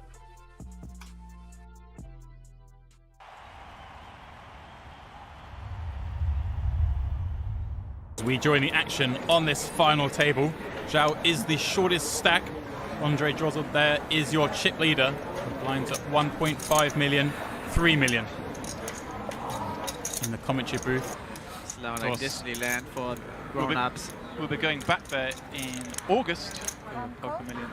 Oh, he just flat called. So this guy really wants to ladder up and only calls the tens. Yeah, I don't like it here too much, but let's see how he continues. And hopefully we get some maybe a jack high flop and see how André is gonna proceed.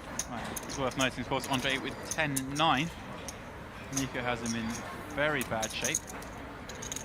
So really, like, the guy's playing much tighter than expected. Well, this is definitely a board that André could barrel on. King high, he does have a gut shot. Nico still in front with his pair of 10s. Okay. And this is a case, I guess he knows Nico doesn't really have many kings in his range, flatting from that position off this stack, right? So exactly, ace king he would sharp, king queen he would fold, and that's where you're getting in trouble with your 10s now. It's probably going to go in the second barrel, I hope so. And yeah, let's see. This could be get interesting. Nico now facing a 10 million chip bet. He does, of course, call at least once. 41 in the pot, 57 back for Nico. 10. I mean, André needs to be a little scared of like the aces slow play and like pocket 8s, pocket 6s. André checks here. The 6 is a pretty good card. Like, doesn't help Nico a lot. Nico has like 7s, 9s, 10s, maybe some ace queen floats. So with the gut shot, I think he could just bet again here. Well, the river and ace, that is an interesting card. Nico probably couldn't think of a worse card to see than that. André now surely wants to bluff. And he is piecing together a bet. Nico, of course, you'd say doesn't really have any ace size, maybe an ace queen float. And I think you're right, he has Nico on exactly the kind of hand he has. And André is bluffing here with a big bet, with the pot size. The pot size bet here, and that's interesting. So you might expect him to value bet a little smaller with an ace, right? So Nico, yeah, it's a bit weird of a bet size here because he's saying like, I have ace king at least, or flush, or flush, full house. Full house is still possible. Checking on the turn, but those hands almost certainly would have bet the turn. So Nico may be trying to work out why he's gone so big. Of course, even if he pieces it all together, we've seen André make all sorts of different bet sizings. So Nico might still feel it's possible he is just doing this with an ace. But I'm with you. I think this just doesn't make much sense for really any value hands. Yeah, only like really strong hands that you could also check raise. You know, if you have 8s here, why don't you check and let him bet his ace queen, ace jack? Let's see if Nico can piece it together. But with 10s, it's tough to call. It is tough to call, and there's ICM considerations, as we keep saying at stake here. That's, you know, almost all his chips with 8 left in the tournament. Doesn't want to make a hero call. So great pickup for André. Up to 283 million. So nice bluff there, and yeah, he got. There's over a quarter of the chips in play.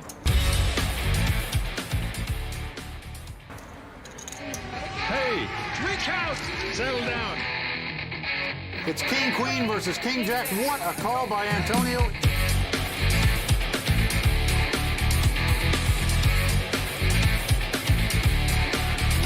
I'm eyeing them. I call it.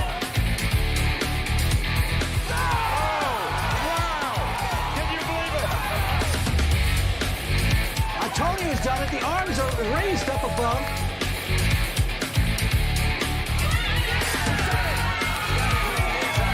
How sweet that is.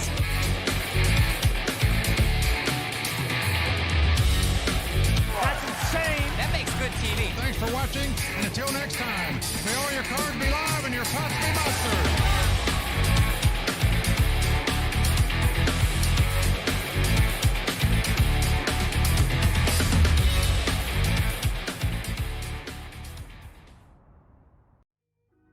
Welcome back, one and all, to this, the WPT 500 final table right here on Party Poker.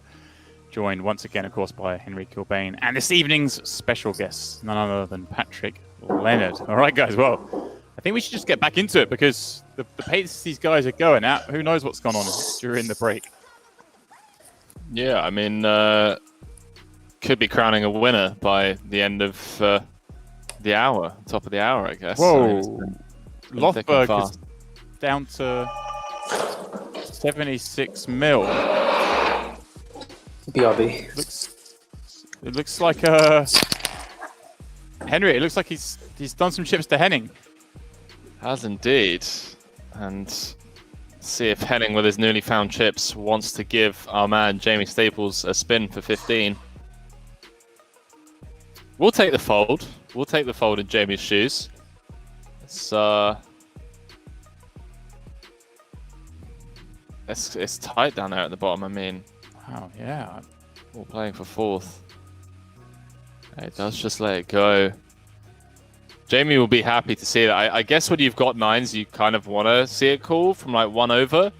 Right. But when he's watching his back and sees that he's actually flipping, he'll take the fold all day, boys and girls. Be more than happy with the fold, like you say. Cost efficient.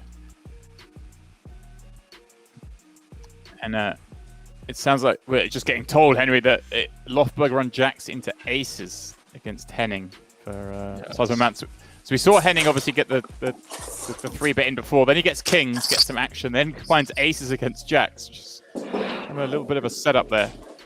Sorry, I'm back. Well, I mean, Löfberg and Mulder now the two shortest, really, Henry. Okay, Mulder's got a fraction more than Jaime, but from where they were with those big stacks not that long ago, it just goes to show how quickly this can change around. Yeah, it's pretty insane, actually, given the dynamic that had been created between Löfberg and Henning as well. So Henning with back-to-back 3-bets, button versus big blind, and then to obviously get jacks into aces against Henning, that's kind of just, obviously insanely unfortunate for Löfberg.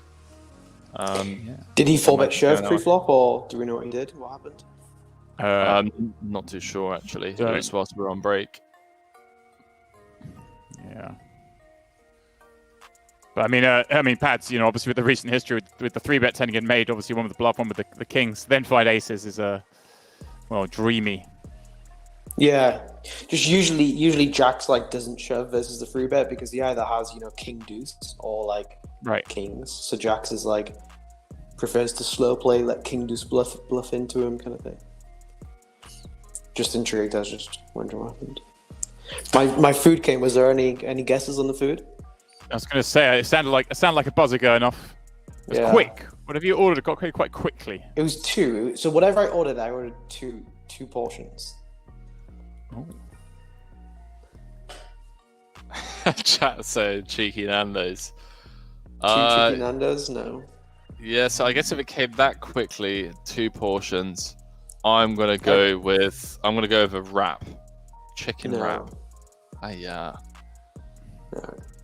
2 slices of chocolate fudge cake. 2. What? I'm celebrating Jamie's victory here in style. That's for sure. I love it. David popping up ace king Mulder with potential here from the big with ace 3 suited. All in, I think. Oh, he just throws the call in. King 5-5. Not necessarily a flop he's going to be done with doing money on just yet, though. That flop looks okay for ace 3. Versus half pot, it's kind of dicey. SPR going to the turn, be 1. Yeah, he'll fold without a backdoor flush draw.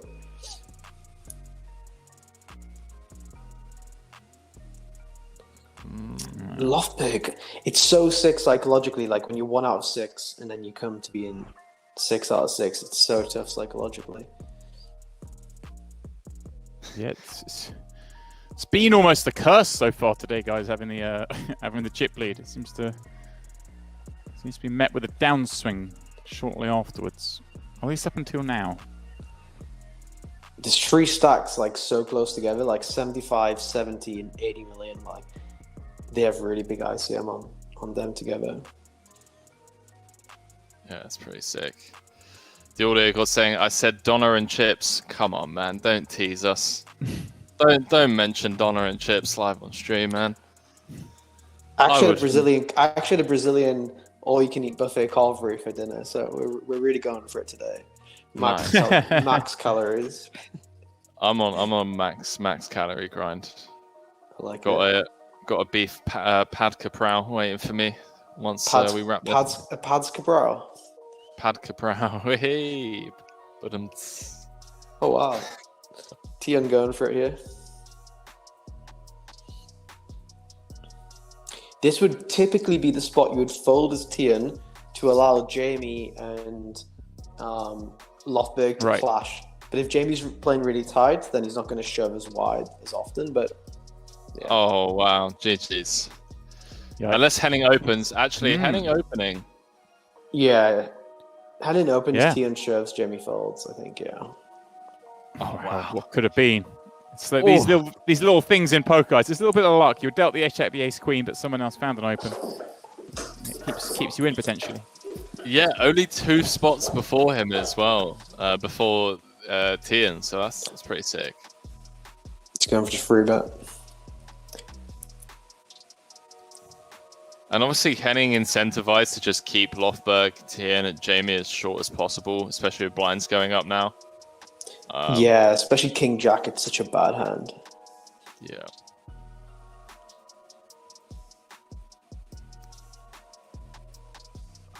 Brazilian barbecue. Have you ever been to Brazil, Pads? I was in Rio for the Party Millions last year, before, 2 years ago. Okay. I think I came 10th actually in that tournament.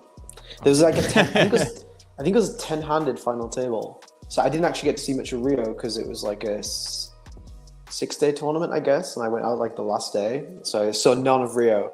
I didn't actually final table, so it was like a GG's. Just pure cruelty. But Rio was nice. Like,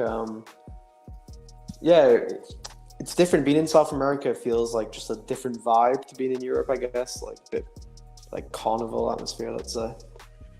Yeah, I read that one. Marty, nice one. Yeah. Jaime all in. Tell you guys. This Löfberg doesn't take this spot, right? 12 bigs. No, if Jaime raised, he may have shoved. Yeah.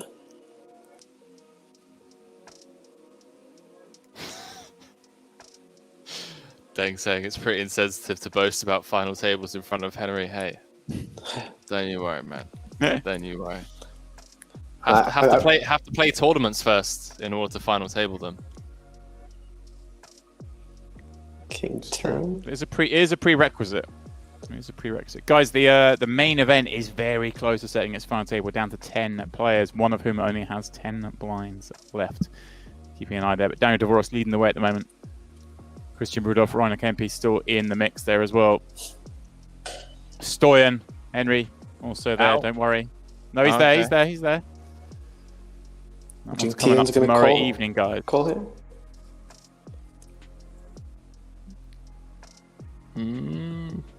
He's been making some tight folds from the big. Teun is typically tight. He is a tight player. Yeah, I don't know. This is a dicey one. Go well.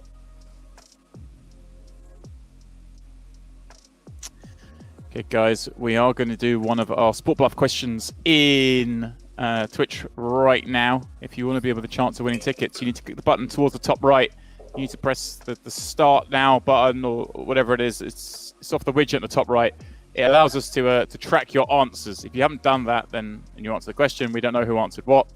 So only those of you who've clicked that button, either today or in the past, only your questions will be counting. So your answers will be counting, pardon me. So guys, please do click that now. Question will be coming up any moment. And we do have winners of those ticket giveaways from before the first break, and I'll announce those very shortly as well. It's Timo with the deuces on the button. Is this the spot, Pads? We just see the jams with the stack sizes behind? Yeah. Wow. Whoa. Just fold. This is, yeah. Like, they don't want to call off, right? They want to be the aggressor. So when you're on the button here, shoving is definitely good for you. If you lose, you're still in the mixer, you know, like you're not even short stack. Yeah. It's a little surprising, perhaps, that one to me. David with ace-9. Well, we know he's playing. It's David. He's not messing around. He's not here to make up numbers, guys. 5's interesting spot in the big blind. Typically not a hand you would shove, but against David, maybe you go for it. I'm loving Big Dave's energy so far. Big Dave. I like it. Well, he has gone for it. Yeah. Oh, Dave's wow. cool. Yeah. And hit a 9 on the turn. Just like that. Löfberg out. Sixth Got him. place. 9-ball corner Big pocket. shit leader with 6 left. Got him. Big Dave, my man. Let's go. Dave. Love to see it. David Wow. and Jamie, 20. heads up. The Clash of the Titans. Wow. ICM doesn't exist. Yeah, well, I'm with him. David's got, he's got me as a fan. I like it too. I'm in the camp as well. Go. Let's break the myth, guys. It's 2021. Let's break this myth of ICM. It's I agree completely, honestly. I really agree. 100%. let's put it on the scrap heap where it belongs. 100%. You just want to take it back to the old school days. Look at the 3-5-0 defend, bruv. I'm loving this. Let's just let's go with only one blind out too. I like the lead too. This guy's gangster. Do we know anything about him? Like any resume? No, I know nothing. No. What kind of name is Afework too? Is this an English name? Like I'm not familiar with it. in before float. Yeah. Call flop lead turn again. There we go. Hey, I'm loving David's energy. He's just been in the mix from hand number 1 on this FT, and down to the final 5. Don Till, I believe Pads believes in ICM, but he's a fan of it going back to the old school ways of taking it to the streets and just being gangster. Yeah, I am and I'm not. I am and I'm not. Depends. It depends who's at the table, right? Mulder. Yeah, I mean, yeah. Popping it up with King Jack. David peels from the small with deuces. We see King 4-5. David's got, he's got the backdoor straight draw and the backdoor flush draw here. Check raise. This one's got some room to run. Stop it. You two need to behave. I don't mind a raise. You two need... Oh, wow, big big bet. old bet that. Big bet. Big? Sorry. Yeah, it's a big bet, yeah. Sorry. I'm not looking at anyone else's cards but David's when they get dealt out, by the way. Play along with David. That's what Pads is playing. That's what we're playing. That's what the rest of them are playing because he's ruling the roost at the moment. Any kind of blackjack hand, we're happy. I think he's actually playing like good. Like, the thing is, everyone else is going to be losing EV because they're going to be scared about the fact that he's going to call too wide and shove too wide, etc. So he gains back the EV. Do you know what I mean? It's like even if he's not playing like correctly, let's say ICM, he loses some EV in theory, but he gains it back because everyone else ends up playing too tight compared to ICM. So that's that's the thing about ICM. If you go over the edge, then you get that EV back anyway because everyone's going to be scared of you or not reshoving. Like, no one's going to shove 5s on him again, right? So all of his opens immediately gain more EV because of it. So there's different ways to play it for sure. Like 7s now with Timo, he's like, well, I should shove on him because he opens too wide, but he calls too wide too. So then maybe he doesn't shove here, you see? And then David gets to see more if that flops. transpires. There we go. Patrick's, I mean, like, that's perfect timing. You explain the concept, and here we go. First hand, we see it in action. David with the ace of clubs on this King 6-3-2 club board. He's got some potential to go blasting. And maybe Timo folds flop because he thinks David blasts turns and rivers very wide because he saw previously he just keeps blasting, you know? So... David. Oh, okay.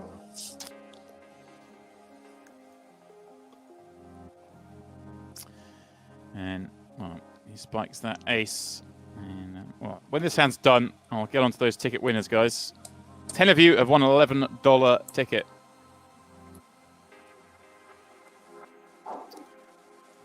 Can confirm that Henry Kilbane is not one of those ticket winners.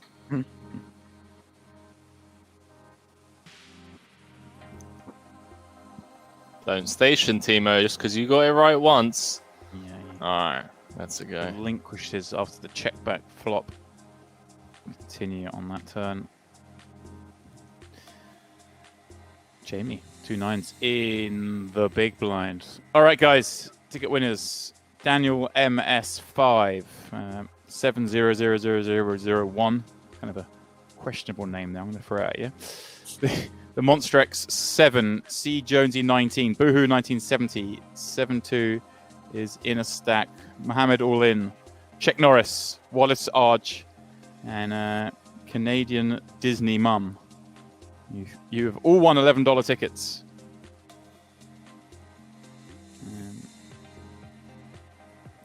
Congratulations. Best of luck with those tickets. Remember, guys, if you didn't win your ticket, you can still win some money in our free roll. It's going off right now on Party Poker. There's still 50 minutes of late reg, so plenty of time to get involved. Please do head on over to Party. The password is Magic Cards, and you can win some of those $500 that have been given out.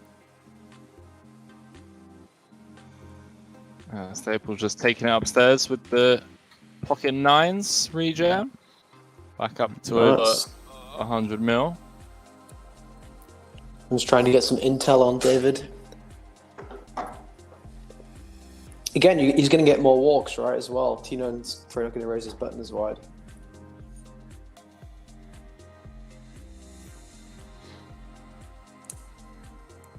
I want to see David get heads up in this bad boy.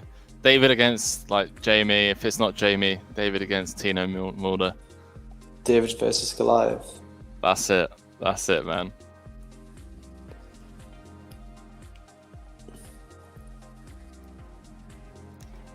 Go on, Henning. 3.5x to 7.5. If you think David's not going to see a flop. 10-8. Good flop for Henning.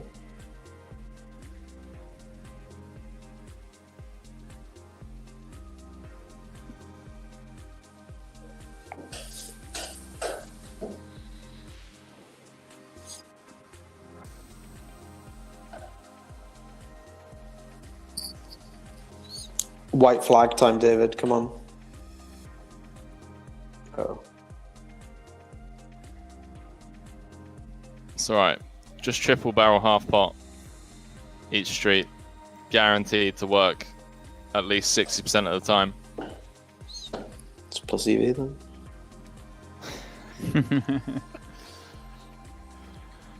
To be fair, might be a lot of call. Okay. Block straights.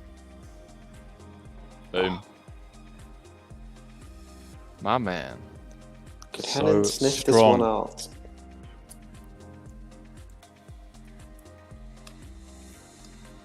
Go on, Got him. David. Wow. Got him. Wow. David Afework just putting them all in the bin. Going after the chip leader. Where's Yeah. the respect, guys? I like it. Pads, chat's asking, saying that people want to see you gobble down the pieces of cake. Kind of jealous. If Jamie doubles up, I will eat. If Jamie wins, I'll do a Bruce Bogtrotter. Do you know Bruce Bogtrotter from Matilda? Do you know this or not? Yeah. Where he eats the cake with his hands. I'll eat both slices just with my hands. No, I've got a spoon ready for the celebrations, but I'll Bruce Bogtrotter them both down for Jamie. So that's what we're playing rooting for, guys. Yeah. It just got serious here. Chocolate all over my face, you know. Stakes weren't high enough. We've moved it on. Oh, David finding the fold with the King 9 suited though. Changing Wow. gears. That's very weird. Just, mixing it up. I like it. Be unpredictable. Gonna have to take this white top off if I'm Bruce Bogtrotter in the cake there. Yeah, that one might stain a little. Is it possible that David's trying to stay out of the way of Teun de Mulder because he sees him as a very strong player? He folded his cutoff against him. Nah, You know, he ain't maybe- scared. He's not scared. Yeah, Big Dave's not scared. All right. It's already Not scared, just respectful, you know? Maybe he's a respectful guy. they've tangled already. He flat called the Teun Mulder hijack open from the small with ace 7-0. Yeah. It's just, he's in there. It's Yeah. Queen Jack's going to call here, so let's see a flop. Say everyone Oh, guaranteed go on, 33s. Jamie. On Mate, the I'm other telling way. you, Jamie's image somehow is the most fake image in poker.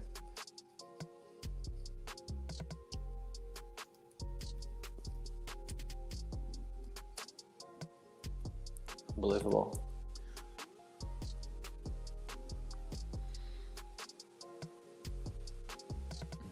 Jamie. He's doing it. Still shortest, but back to 20 bigs. Is Jamie going for the Brazilian shuffle? Reshove big blind, small blind, and button 3 times in a row to double up? Uncontested. Is he going for the Masari shuffle? No. Oh, come on, Jamie. I thought we were going to see the Masari shuffle here. the Brazilian shuffle. You don't know the Brazilian shuffle? This used to be a thing like 5 years ago. If you get down to like danger zone, like 10 big blinds, you just reshove on a big stack 3 times in a row, big blind, button, small blind, and you go up to like 20 big blinds, you double up uncontested. It's unbelievable. And they think your range is stronger each time as well because you reshove it again and again and again. They're geniuses, honestly. It's really good. I remember Mormon was a big advocate of it. I remember. Yeah, he used to love that. I mean, he loves a lot of action, so. All right, David finally gets a hand. 3-bet flop. Oh. Closing in on the lead. The lead's been a dangerous thing to hold at this table.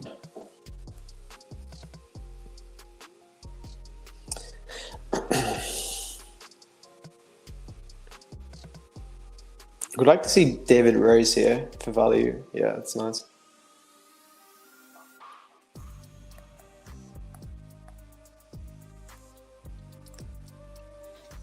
Brazilian shuffle. Add that one to. Go on, man. You never heard that one before, the Brazilian shuffle? No, I'm adding it to my commentary lexicon, man. Just get you in the booth and throw all sorts out there.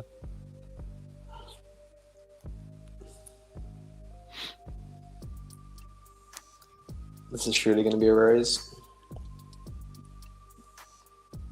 Yeah, and well, no dice. Maybe a raise and take for Staples. He's in there, man. What are we thinking about a deal? Any expectation of a deal? I don't think Tino will deal, given the way that this FT's played out so far. Yeah, I think Jamie might not deal as well. Jamie's a bit of a gangster like that, I think. If there is a deal, guys, they must leave at 10k to the winner. That's something that's worth noting. So we shall see. Bo effect saying Big Dave doesn't seem like a deal kind of guy. Yeah, I agree, man. I agree. Big Dave would be that guy in the deal negotiations. Right, what do you want to do? Should we do a deal? Dave would be like, let's make it winner take all. Let's just put all the money for first. Let's go. Has that ever happened? Because I've heard it speculated a lot, but has that ever happened before that they've done winner takes all? Because I've seen it being speculated a lot over the years. But has it actually happened? You must know James out of everyone. I don't know. I mean, I imagine not, but you know. Oh wow, this goes around. Here we go. This is going in, boys. Big flip. Big flip. Huge. One of these guys is going to get a quarter of a billy. The other is going to be either out or on dust. He's check B9s. 3.5 from chasing down his biggest career cash, and he's one more place to do it. He limped. Very interesting. As weird as it sounds, 9s here is usually a check back. These pairs in these spots because Teun open shoves the small pairs, and usually he shoves himself with king, queen, ace, king. So you don't, and you get trapped by higher cards. Well, he's gonna hold here. Wow. He's gonna hold. Jaime Staples with the virtual double. Timo Mulder out in fifth, picking up 33.5, and that we believe is now Jaime Staples in for the career cash. Let's go. Where's the cake? Where is the cake? He has to win. I mean, he's halfway there, but he has to win the whole thing. I mean, he must be favorite now, I think. All I'm hearing is delayed excuses for the inevitable He has to We win the want- tournament, right? What do you Yeah. mean? That's what Yeah, Pads is giving us a free roll on the. But Jamie has to win. Yeah. Yeah, he has to win the tournament for the cake. No, you said double up, chat. I didn't say double. No, I he said said win. he said win the tournament. I said Chat. win, yeah. Yeah, you can. I'm going to go back him back. up here. Normally, I'd like to see more action, but I'm going to have to back him up. Check Saying the calling for replay. VAR. No VAR needed. Like, I He am said VAR. double up. He said double up. I didn't say guarantee. double up. I didn't say double up. I said Chat. win. I wouldn't Back say for me up double up. here. It's quite risky to say for double up because this could be a big one. By the way, Wow. David with James the- David heads up for 150k. Yeah. And they are guaranteed 49,000 each now, and Timo's got to be careful here because that I think be what this he's is going to getting go with all this in. one. No, Right. Just a min check raise. We love this. Big Dave. he gives him Just a chance. clicking now. buttons. King on turn was You're a sicko. no. I need to be careful. But yeah, King on the third. It's all right. Me and Debsy do it all the time. But it's good. Wow. Oh Ripped. wow, he shoves it in. David taking some time here. Was this just the yeah, I've got taking it. it- Just he's checking, making just counting it- in my hand. I've got the nuts. He's making an Instagram Runs out. post. Wow. We assumed it would. Timo Borchmann out in fourth, picking up 49k. Just like that, we're down to the final three. Big Dave, Jaime Staples, and Henning André in the mix. Wow. Hold on, guys. This is moving fast. Everyone guaranteed 74k. Reaching Unbelievable. The final three. Unbelievable. And how much is second? Like 110-ish? 75. Yeah. 70, Oh, 74 goes to 108, goes to 160. 110, yeah, nice. So Jamie has 40 big blinds as the short stack. That's very deep. Don't shove him. Certainly is. We want to see a flop. Well, I know all this talk of cake is making me hungry. That's all I know. Mate, I'm come to starving, mate. Newcastle and I get am- everyone cake. It's unbelievable here. I'm telling you. It's quite do it it's quite a differently long here. way to travel for cake. Like, Yeah, I mean, I came from London. I haven't left for 2 weeks because of the cake. Yeah. There's a great question in the chat, and I feel like Pads is the perfect person to ask this because I know you obviously it's a football. Kafina said, Pads, is football coming home this summer?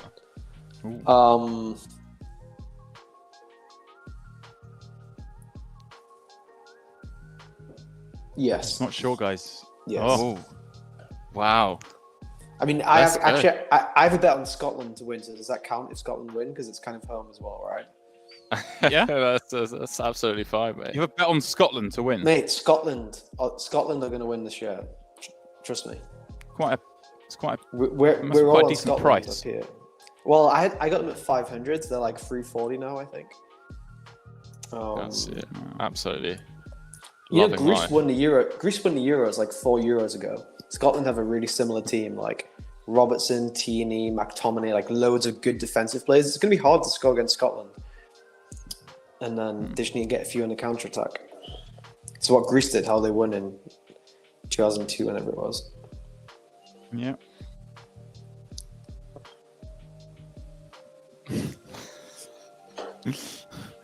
Jamie on the button. So it's coming home. Closest coming- to it's Newcastle coming than home. London. Closest to Newcastle than There we London. go. It's going to be in Edinburgh. I'm going to get a kilt for the final. A Geordie black and white kilt. I mean, I'm not gonna lie. I'm obviously gonna have to bet on Scotland because if I've done this and you told me Scotland are gonna win and I didn't bet on it, I'd just never forgive myself. So yeah, I will be now on Scotland. I like it. I like it a lot.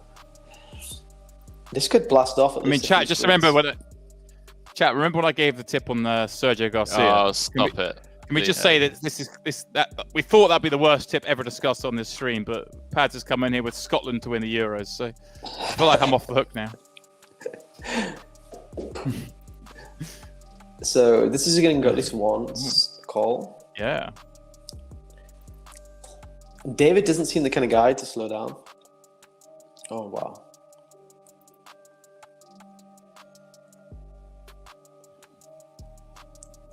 Cards are running out nicely. Go half pot again. Henning can't fold, surely. I mean, Pads did call it. He's like, Big Dave against Jaime Staples, heads up for the title. It's what the fans want to see. 100%. I'm quite nervous about this. I'm quite nervous about the chocolate cake now. I'm not gonna lie. I'm quite nervous. Didn't expect to be here when I was walking around Newcastle for iPhones. I didn't expect to be eating cake with my hands like bog trotter. He's traipsing the street, guys. He's traipsing around, looking to buy earphones. He's then getting cake delivered, and now he's risking his beautiful white top at the expense of said cake. Yeah. I mean, I may have to go topless. To be fair, guys, I'm not sure I can risk the taps off. I'm not sure in honor of Scotland. Yeah, I mean, I'm not sure I can risk the white shirt. So, if Matt Savage tunes back in an hour, and I'm topless eating cake with my hands, and Jamie's winning the WPT, it's going to be something to write home about. That's for sure. It might make Twitch top moments of the week. I should hope so. Be hard to be hard for anything better. Jaime Staples having a stab with the Queen High. Ending with the King High and backdoor spades and the 8 working in some capacity. 6 around.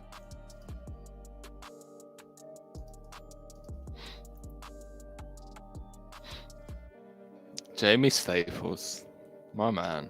Talk about consistently showing up. Getting after it.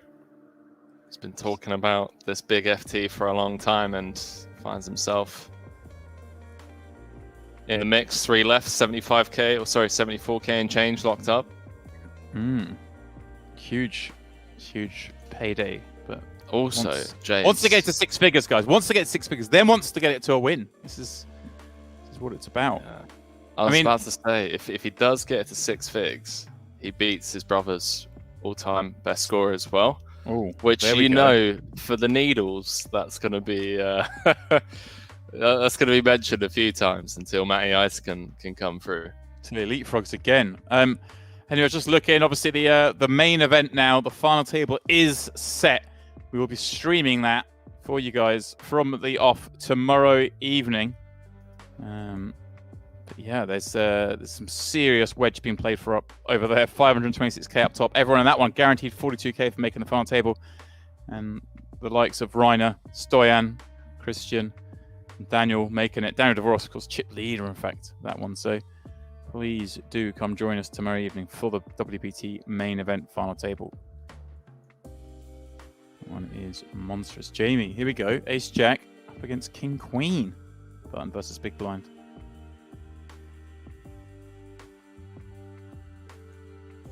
Takes it upstairs. Pads could be a dicey spot.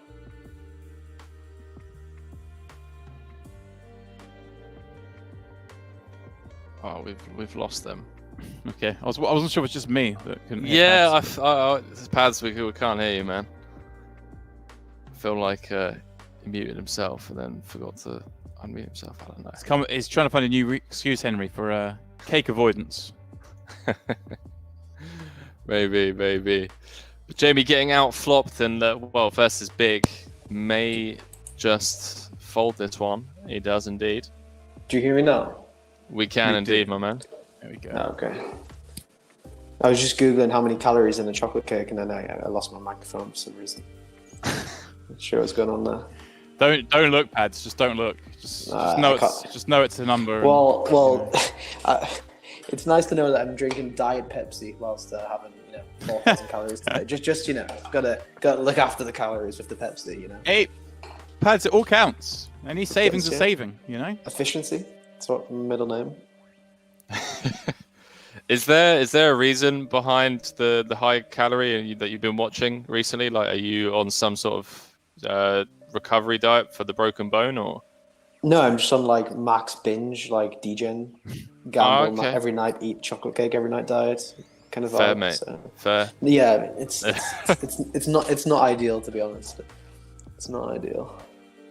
Not gonna Yeah, lie, when so- Jaime Staples takes us down, I'm driving to the 24-hour shop and getting myself some chocolate cake. Just gonna. Love it. Absolutely love it.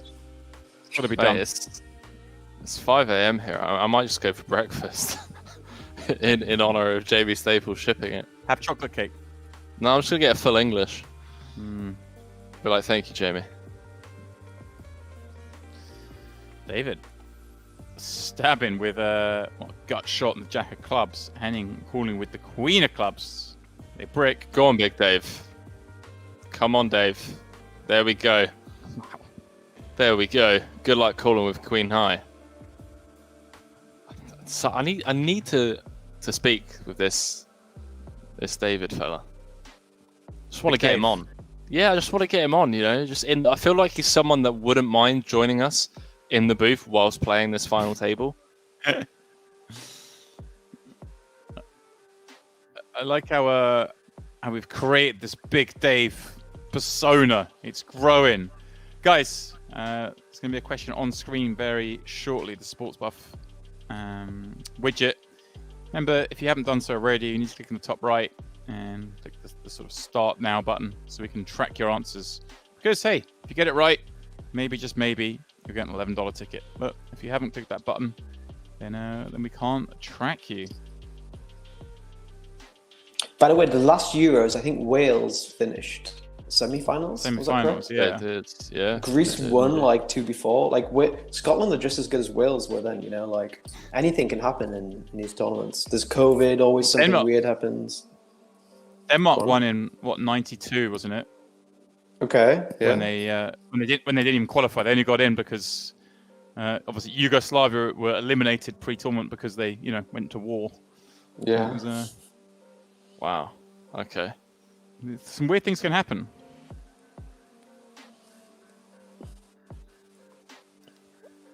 If England get knocked out, Pads, who do you think will be responsible for such heartbreak? Well, Scotland are in England's group, so maybe Scotland. But I guess Southgate. He doesn't seem the best right now. Lingard is not in the squad for the Euros, but he's starting in tomorrow's friendly. So we have 26 players. That seemed bizarre. That did. Just like sympathy. Like Southgate's too nice of a guy. He's like, oh well, we need to give Jesse a chance because he's been around the camp. It's not like, oh, let's try another tactic or like let's have a plan B. It's like, no, let's be sentimental here. You don't win things by being nice guys. So. Ooh. I reckon France are gonna absolutely clean up. Well, yeah, they have Benzema now, so maybe. Big Dave scooping in another pot. Look at this chip lead, boys. It's massive. 5.75 for Big Dave. Up to King, over Queen. 80 big blinds.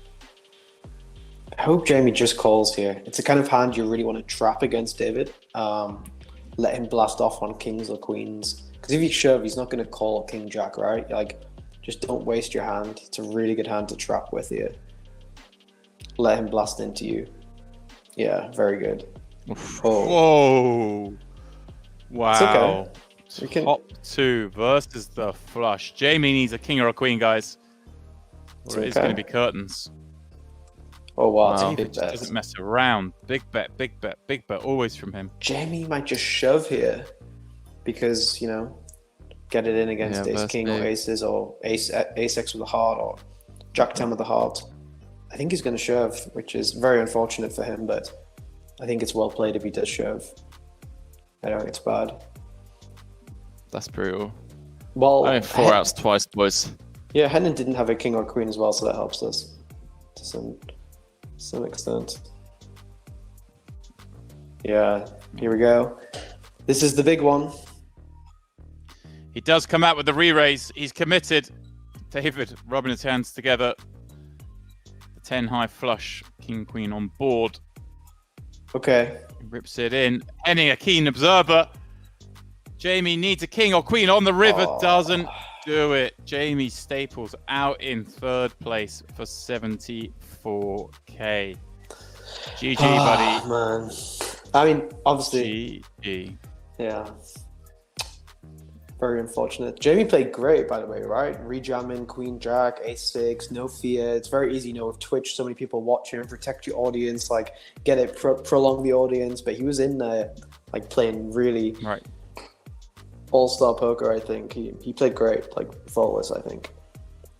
Yeah, he's been knocking on the door, man, as well. So it's nice to always see someone that not only helps the poker community grow through what he does with streaming, but to just like have that not give up mentality. And when you're streaming, like every hand you play, I've got so much respect for streamers in general, and it's nice to see him find that big score and not only obviously beat his previous, but kind of like double it almost. I'm sure it'll be bittersweet for a few days. It's an objective too, right? Like now he can try to beat this score, so there's lots of chances left. Sure. Party seem to have a huge tournament on like every month now where he can beat this score, In the past, if you had a 75k score, you wouldn't have a chance online for like a whole year to beat it. But now, like he's gonna have a lot of chances. Yeah, for sure. And he, falls victim to Big Dave, but hey. Yeah. Big Dave down is, to overwhelming lead. Well, Big Dave just min 3-bet Jack 8-0 versus the Jack 9 Open of Henning, and he's getting fruity. I like it. Rules don't apply to Big Dave, let me tell you. Don't Here he show. is, like a near 4-1 lead. And 65 million. Man. How's anyone going to stop Dave? I want him to go smaller so that Dave can see a flop. There we I think go. Dave's not folding the King 6 to 65 million, I don't think. True, maybe.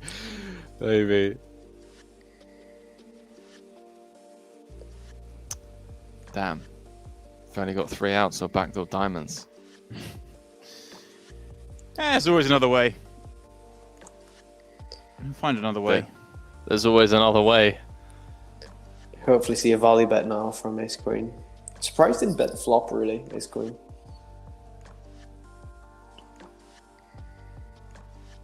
The fear of Big Dave, just having it. It's a thing. It is a thing, man. Yeah, I'm saying I'm not being sarcastic. Oh wow. A quad run out. Interesting. I see someone asking where Henning's from. Is Swedish. Again, someone who has some form of Hender Mob, 60k in live earnings. But I like this bet. Nice. Well, here we go. There's a chink, guys. There's a way in. Henning. To be fair, maybe David major lost blood. the minimum. He might have lost the minimum there. Right. Yeah.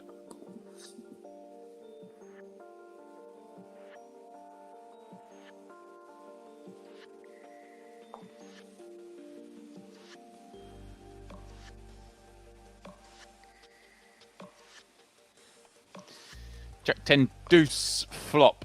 Nothing, surely, for us to see here.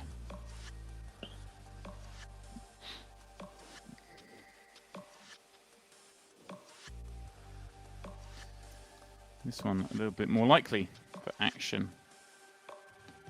Going to Nice 3x chat now. asking where Jaime finished. Jaime just busted out in third, I'm afraid, if you are just joining us. We're here for some Jaime Staples love. Our man's out in third.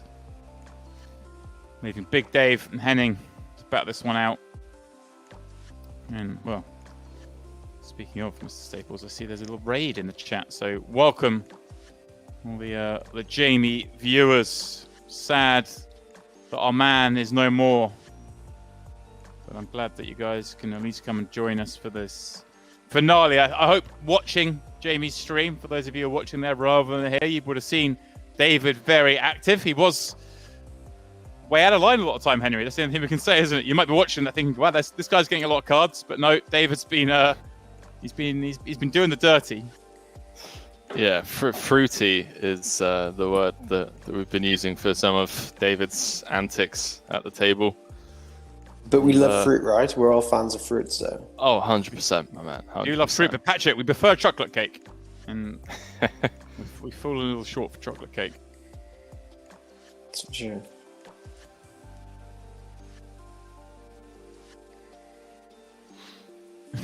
So interesting if David, so David's 3x and everything, it seems now.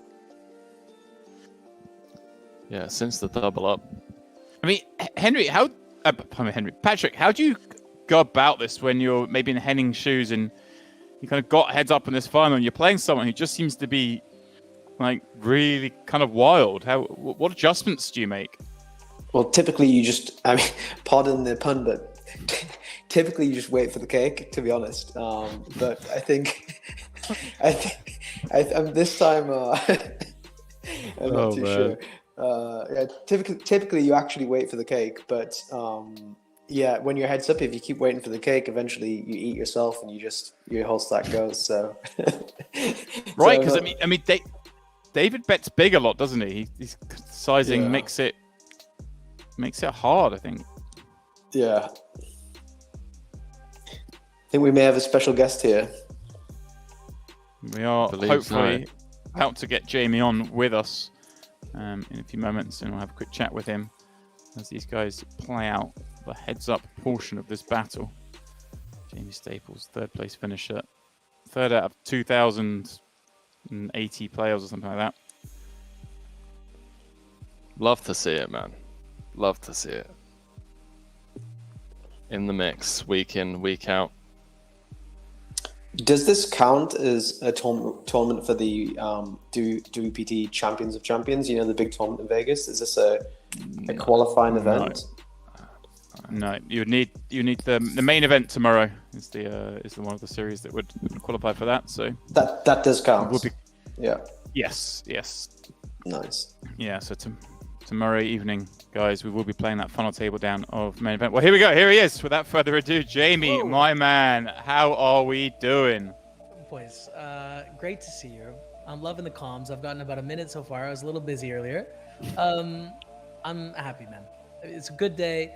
Third place, coming in 9 of 9 as well. The final table I thought was really interesting. Some super weird spots where I would have definitely punted like 4 months ago, and maybe I'm too much of a nit. But like, it was fun. It was really fun. I had a great time.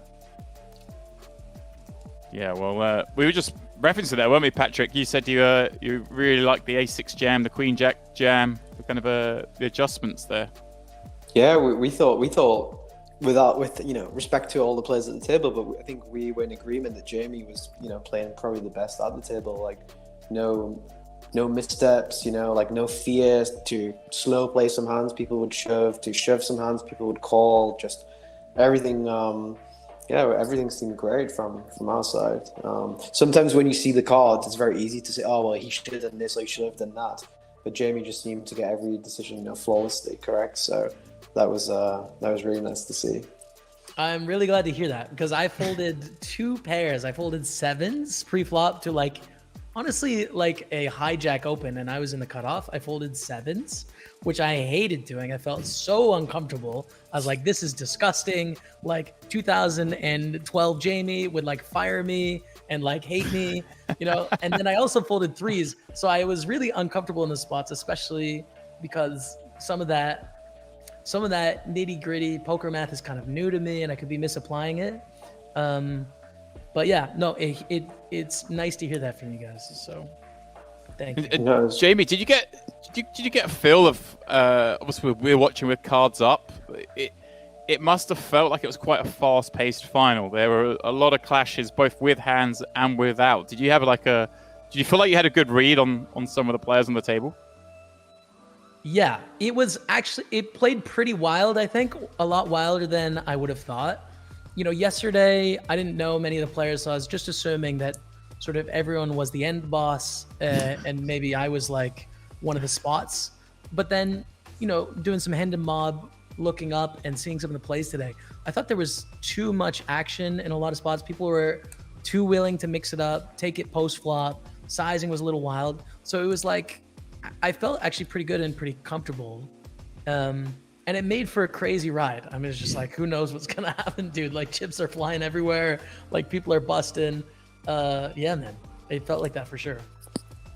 What did you think about the English guy, David? I think we were all rooting for you and David to be heads up. Like, he seemed to play with no fear, let's say. He was check raise and free bet and call in, like getting in the mixer. Yes, dude. Well, yeah, David just didn't care. Like, just check raised every flop, and I was like, this is so boss. I'm loving this. Like, take people out. Would check raise every flop. I actually had an interesting hand against David where I had ace-9 off. And if it wasn't David, I'm in there in the big blind. I had 20 blinds, 6 left.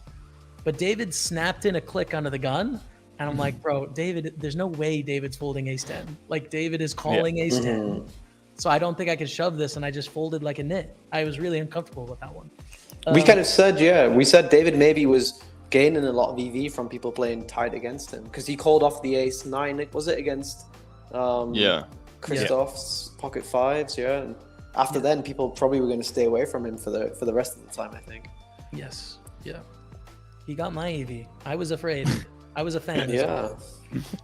I like it. Well, it's exactly what Patrick was saying. You guys, you had to make that adjustment, and that's it. He took it upon himself to get himself in the mix. And at the moment, obviously, we'll come back to the heads up in a moment. But obviously, has a commanding lead against Henning. And I guess Jamie as well. You must have kind of maybe not enjoyed, but the two boys, Löfberg and Teun Mulder, who obviously are really strong players, having the chip lead at one point and both busting out before you must have been that must have been a bit of relief when you saw those two go out. It was for sure. I mean, I came in with a chip on my shoulder, and this is from a social media content post. Actually, I have to be honest. There's some guys on my Facebook page this morning, and they were like, "Good luck. Hopefully you go heads up against Teun Mulder, and then we'll see what happens." And then some other guy came to his defense. I was like, you know what? Screw this guy. Like, I'm gonna beat him. I don't care. Like, yeah, he's good. He got second place in the 10K, but like, I feel I can hang. So I did reference that, Teun probably the most experienced at the final table, at least to my knowledge. But I don't know. I don't feel intimidated against these guys. It's like cards.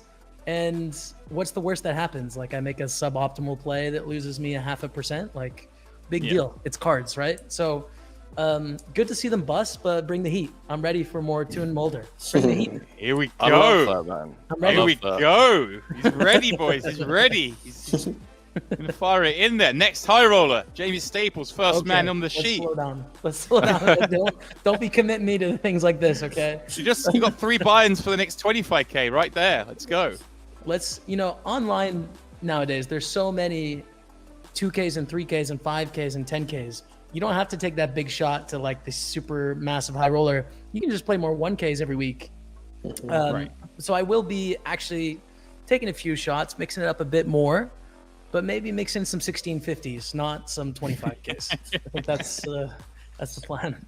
Did you have your eyes on any achievements, Jamie? Like biggest score for a Party Poker Twitcher or your personal biggest score? Because we were speculating if you had those kind of things. Because I know you're a big fan of achievements and reaching all-time highs and stuff like that. So did that play not into your decision making, but were you conscious of all of these amounts or not?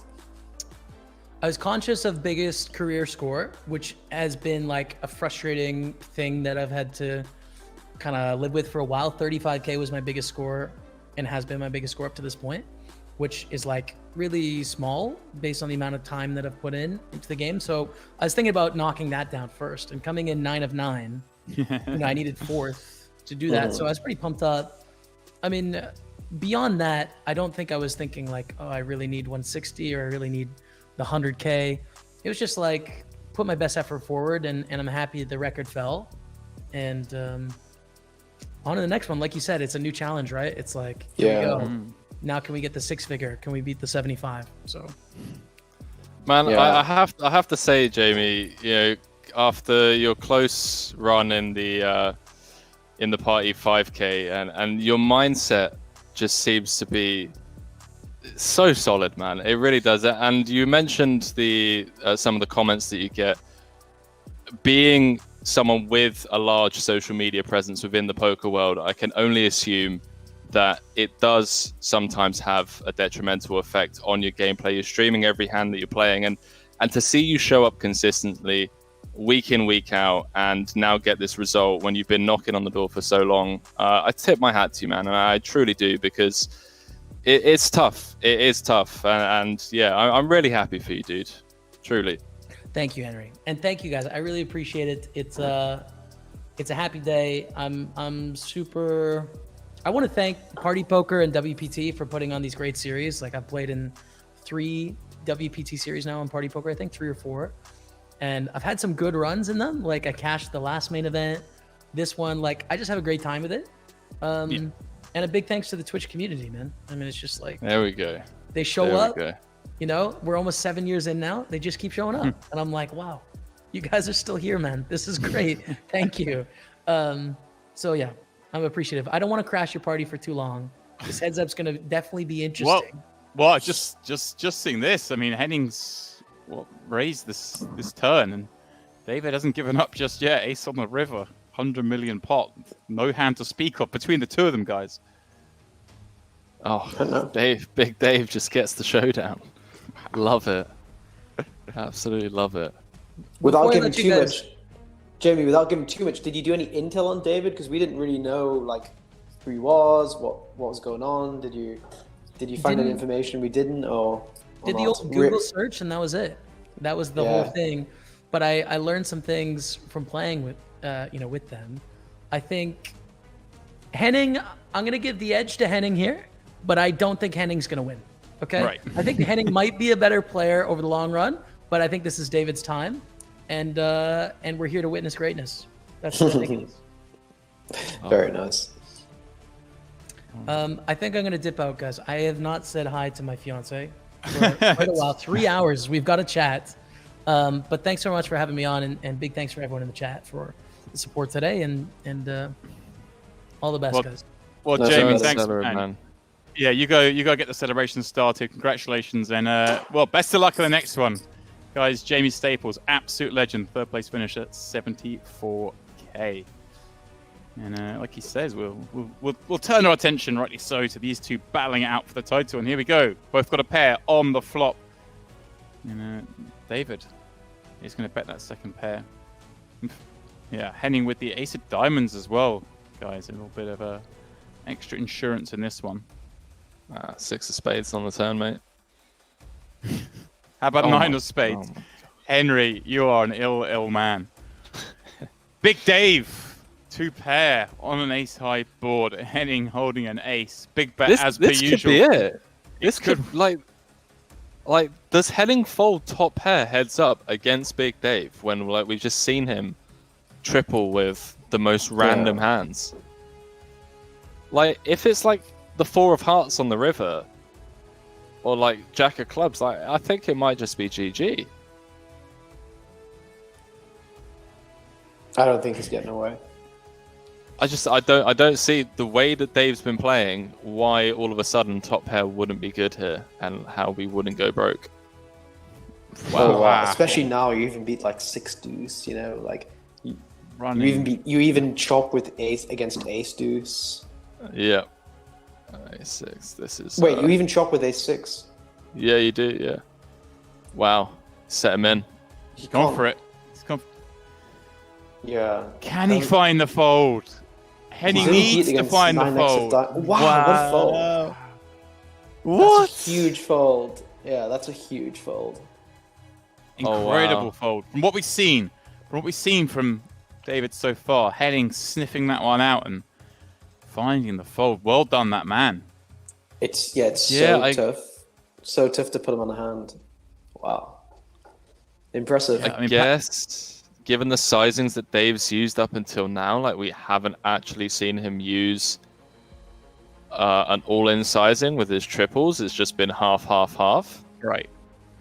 But I don't know whether that's like something I'd want to read into for one hand. Yeah, on the river especially, where it's like SPR 1-ish. Yeah. That's some pretty Wow. strong Well, poker. Henning at it again with top pair. This time David with bottom pair. Going to pay one blind towards the cause. Welcome everyone in the chat, like I say, who came over with Jamie. I hope you stay with us to watch this one out. This is, well, whatever happens, it's going to be a good match, and we're going to have a good winner. Big Dave, certainly the one who looks in the best shape right now. Henning going for the overbet himself on this river. I love how we're just now all referring to David Afework as Big Dave. Just A legend has been born. Whatever happens here in this heads-up match tonight, right here in this WPT 500, a legend has been born. This is not the last we'll be hearing of David Afework. That I'm sure. He's an enigma. It's hard to know what to do as well as Henning, because he probably hasn't studied like how to play against 3x opens on the button. Do you know what I mean? Like usually you may look at sims for like limping or min raising, but when someone starts 3x and you just don't really know what like the solution is, you know. So it takes you out of your comfort zone as well. So I always wonder, Paz, as a broader concept on that, because I've always been this opinion. I don't know if you are the same, but so much time seems to me to be spent by players on these really small differences, playing similar styles to the correct sizings and all this, and then actually maybe more time spent against the unorthodox styles, maybe a more efficient use of time. But I don't know, maybe any thoughts on that?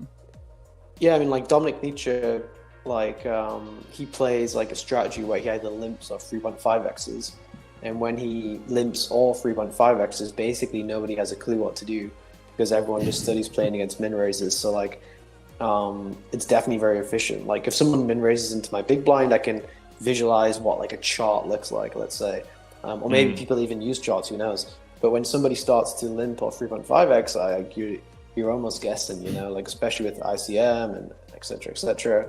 So I definitely think that if you can develop your own strategy, which is different to like what everyone else is doing, in theory it will be lower EV than like GTO, let's say, even though it's not GTO, but in practice it will be a lot higher, I think, because people won't have a clue what to do, especially not even pre-flop, but like flop, turn, river, putting people on ranges. Well, what's in Dom's limping range? What's in Dom's 3.5x range? It's quite difficult to work out. Yeah, that's class. I'm loving that. He's doing that. This could go in. Yeah. Well, does Henning want to gamble 20 big blinds with ace 6? I think that's the question, because Dave's going to shove, we assume, right? So does Henning want to wait for a higher EV spot here? Because he's not going to dominate him very often with ace 6. Does he want to wait for ace 9, ace 8? And David hasn't been doing too much shoving, has he? Like, he's been doing a lot of min raising and ISOing, but not too much shoving. Yeah, true. That is true. I think that's a smart fold. Like, even if you're dominating ace 4, like, you don't have that much EV against ace 4. Here's a question for you, Pads, whilst we've got you, because it's something that often gets asked in the Twitch chat, and I've had people ask me in person before, and it's something that I personally can't answer. But in these online 10Ks and 25Ks where we quite literally have the best in the world going at it against each other, where is the incentive for them to battle against each other? Like, where do the edges come from, in your opinion? Well, mostly from ego. So this could be an all-in. Oh, this is a big bet. He can maybe get away now. Let's see what happens. He may just shove it in though, because he's like, David's saying I have a jack or I have nothing because he checked the flop. Like, he's not checking a 9 on the flop. He doesn't have aces on a coordinate flop. So he says I have a jack or nothing. So Queen 7 might just say, well, if it's a jack or nothing, I'm going to bet you have nothing. Let's see. Okay. Yeah, again. Mostly from ego. or people assume that they and their friends are better than other guys and their friends. You know, like it's so easy when someone plays a hand bad. Like let's say you're in a crew with 4 guys and you play a hand terrible, just one hand out of 10,000 hands terrible. I'm gonna save that hand, send it to like my crew, let's say, and then we all assume, oh well, that crew are all playing rivers crazy, or that crew are all doing this or the other, and then you kind of extrapolate one mistake maybe onto a few guys. Like, oh, that's how they're playing. Hang on. You know? Oh wow! How has this just found its way into the middle? Limp shovel in, I guess. No, Henning open jammed, and David just called Give it him a off with the spin. 8-7. Well, you know, Spin time. It's not going to be losing that much, but yeah. Like if you want to gamble, like Wow. you want to gamble. Well, Yeah.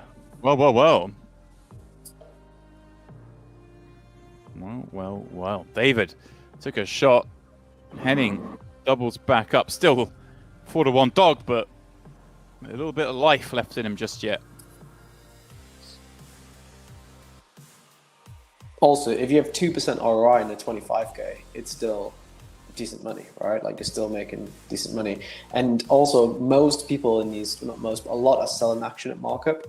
So like you're getting variance-free money. If you sell, 60, 70% at 1.02, you're making 2% of like $12,000, which is, and you can get a lot of volume in these days. So you're making a lot of money through, selling action, variance-free money, people wanting to give you a spin, whatever it may be. So yeah. There's ways for sure. That makes sense. And every now and again, you'll get a really good one where, a third of the field might be, all like high losing players. And then you make, 20% on a 25k, which, making $5,000. It's hard to make $5,000 in a lot of things in life. You can make it in one tournament, it's, if the rest of them you're breaking even, then you make $5,000 once every, 40 tournaments. It's, pretty good job, pretty good career. So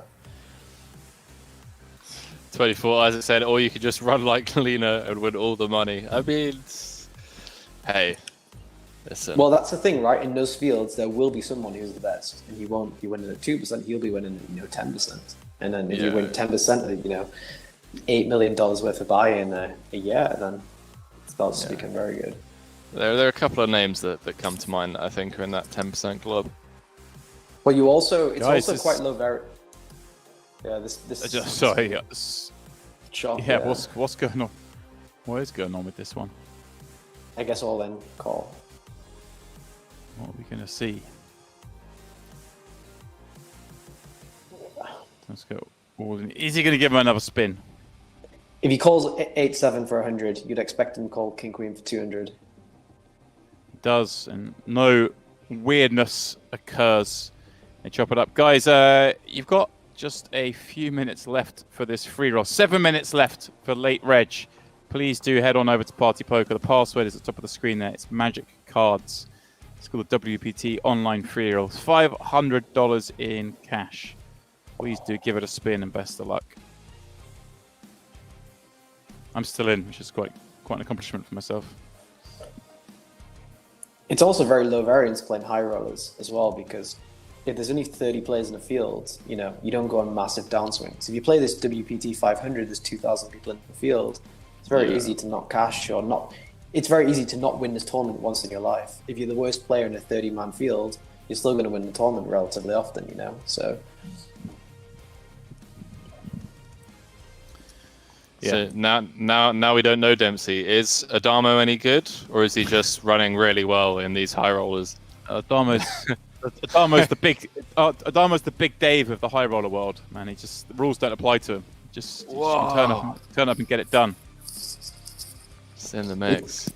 It's also easy to think from the outside as a viewer, someone's winning and this guy's winning a lot, but maybe you just hear the wins, you don't hear the losses, So yeah, of course. Someone like that could be down a lot. Who knows? Yeah, that's true. That's true. Yeah, I mean, we've seen that with Adamo before, haven't we? I mean, some of the high rollers and recover, and then we see him swashbuckling around the early doors with 2 or 3 times starting stack in the first couple of levels, and then half an hour later we've moved tables and we have to update that he's busted his 2 bullets and so now on to the next portion of his life. Yeah, it does happen. Whoa. Time and time Henning. again. Henning finds call on the turn. David Really finds forced. the bet on the turn as well. Yeah. Yeah. Okay.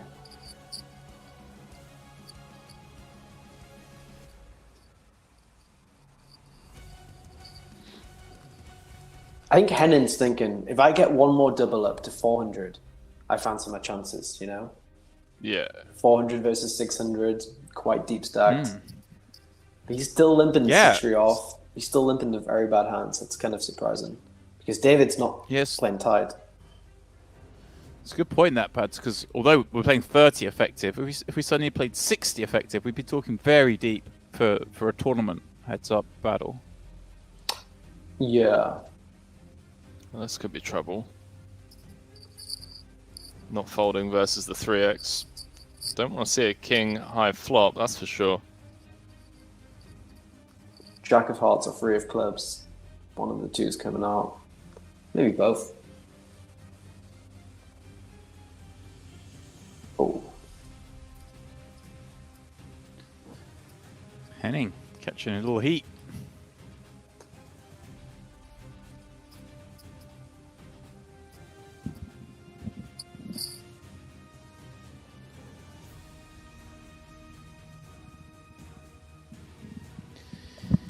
David, check back once. Check 2 on I'd this like turn. to see Henning bet the turn. I think David's going to check back a lot of his ace highs and king highs on the turn on the turn here. When he checks back the flop, he probably has some kind of showdown value, so don't expect him to bluff much on the 5. Probably going to get paid off. It does Yeah. get paid off. Go. Up towards 250 for Henning. Yeah, I'm interested to see if Henning does, win a few hands in a row. If there's a significant mindset shift from Big Dave, where he does just start clicking call a bit too often, and the impatience kind of kicks in on just wanting to get it over and done with. Because you do see that It's time the and time classic, again. isn't it? Like when you go to let's say you go to a WPT live and you double up to say 60k from 30k starting stack. Once you go down to 50k, it's like the end of the world, even though the average is like 32k. Like, oh my god! Like everyone always thinks about peak. Like it's always like me included. Yeah. It's always what was my peak? Like it's classic. You're exactly right. David will. Yeah. This will be in Dave's mind as it goes on. Another It's one. a weird one, that right? The peak is there like is there some scientific term for this, or? I think it's just recency bias, and yeah, I think that's the only thing that makes sense is the way recency bias works on the brain sometimes, and it can obviously have a detrimental effect short term. I've definitely been there as well, so similar to you. It's, even in cash games, man, it can. You start counting your chips every half hour or so, how much you're playing. It depends, because for me personally, there are obviously games where I just want to have everyone covered, so I do check my stack, often. Big pot, by the way, could be all in. Yeah, Potential. This is a huge bet size. Because Henning doesn't want to call and fold the turn, but when David pots it, he's typically had it. that's a good sizing tell actually. When he was bluffing earlier on, it was just half pot, half pot, half pot. Big fold, 9-7. That's good. Very good fold. If you're watching David throwing a few pot size bluffs. Especially against Henry and Pads, you'll get him. Me, I'll just be too scared. I'll fold whatever you bet. I guess it's the same in fitness. People who are at their peak, you always want to be you always think about being at peak fitness, or I guess anything in life it's like that. Yeah, it's natural to want to be back to your best. Like you said, anything you do. Wow, just leads out. Pot. Going to start It's playing gonna be- Henning's mind now, isn't it? He's Yeah. It does, yeah. what size Very bets? cool. he hasn't shown down either. Like he's had to fold versus the pot a few times, so he doesn't have the read we have, right? Oh, this is not going to be all in. This is a 3x. There's just too much dead money to call. You add in like 15% to your stack. Your hand doesn't realize that much equity. You're playing against a guy who pots the flop. So if the board comes like 9-7-2, you don't get just to see a turn because he pots it. Interesting. Half pot. Check. Okay. Check back, turn repeats. 10 repeats, pardon me. I mean, both are technically true. It's all right, mate. It's all right. Both are true. I'm gonna, Pot, half pot. Half pot. Quite a tough spot for Henning here because he checked back the flop. I think he has something. A 10 makes sense, but he likes to pot, so. Yeah, on what we've seen recently, I'd imagine this is a spot where Henning thinks he's going to continue. Yeah, could level himself. Definitely could level himself here. I mean, ace high obviously going to be the best hand as well, a decent amount of time. Good fold. Great fold. I mean, I think Henning's made some really smart folds, by the way. Like, impressively good.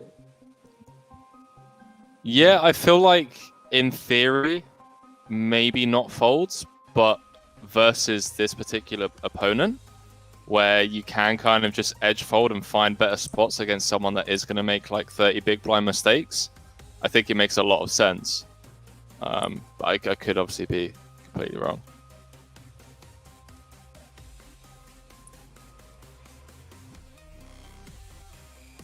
Wow, blinds up, price of poker going up.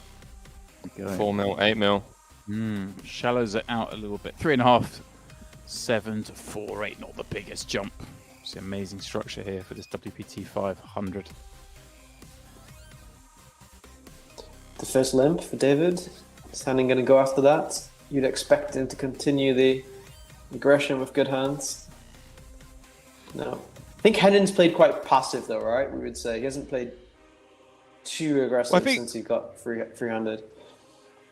Yeah, I think you're right, Paz. Obviously, he's just kind of thinks he'll catch David at some point, and he's kind of certainly for the first double up pads, maybe to get to, as you say, like the 400 mil. Kind of be in the game, then maybe can do some other stuff. But yeah, but then when you get to 60 big blinds, do you want to start free bet bluffing, or do you want to like small ball? You know, like I feel like it's always convenient to small ball kind of thing. You know. Yeah, I think Henning's going to try and do exactly that throughout. Then putting King Queen here, David. Checking at the 7 tray. Ace King 7 flop. Henning's looking pretty good there with the King of Hearts. A little insurance. And there you go.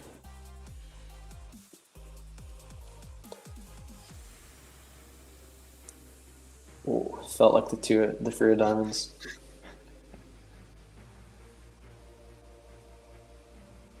I think definitely value bet again on the turn here. The guy has no ace X because he would shove pre-flop probably. You beat all the king X and 7X. You block a hand like queen 10 that you could maybe get some EV by bluff catching against. 7's a tough spot here. You know you don't have much ace X yourself. Yeah, okay. We're gonna see a river value bet here by King Queen. Wow, really?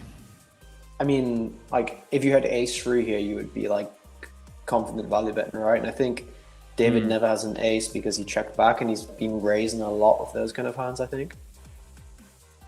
So we're hoping, I guess, some weaker kings. 7, yeah. It's a big bet. Henning's on it. I'm going to predict a call here. When people see like Queen Jack, Queen 10, Jack 10, yeah, they love to play these spots, yeah. Here we go. Henning getting that little bit closer. Nice. First fold. 300 million's dangerous, yeah.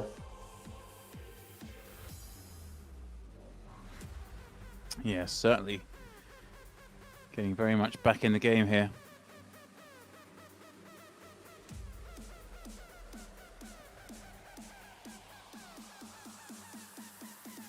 What was Henning down to when he Ninth. jammed the ace-6? 100 million, I think, something like that. He doubled up to about 220, so must have been right around the mark. Oh, Henning with the stab. Quite a big stab as well.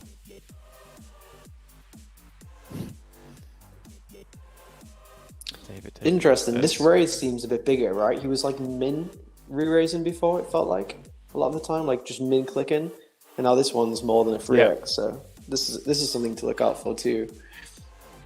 Yeah, and a completely dry board as well, Pads. Yeah, nice. I like the size a bit better.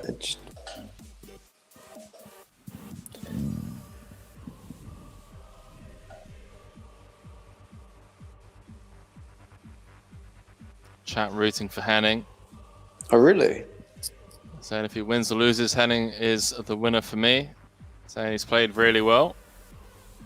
Yeah, for sure he has. Pretty quiet until we got three-handed. Obviously had that little battle going on, button versus big blind. A couple of 3-bets versus the chip lead, and then obviously doubling up with the aces against the jacks. But other than that, it was just kind of cruised his way through to three-handed. Was letting everyone else. There was a lot of fireworks going on.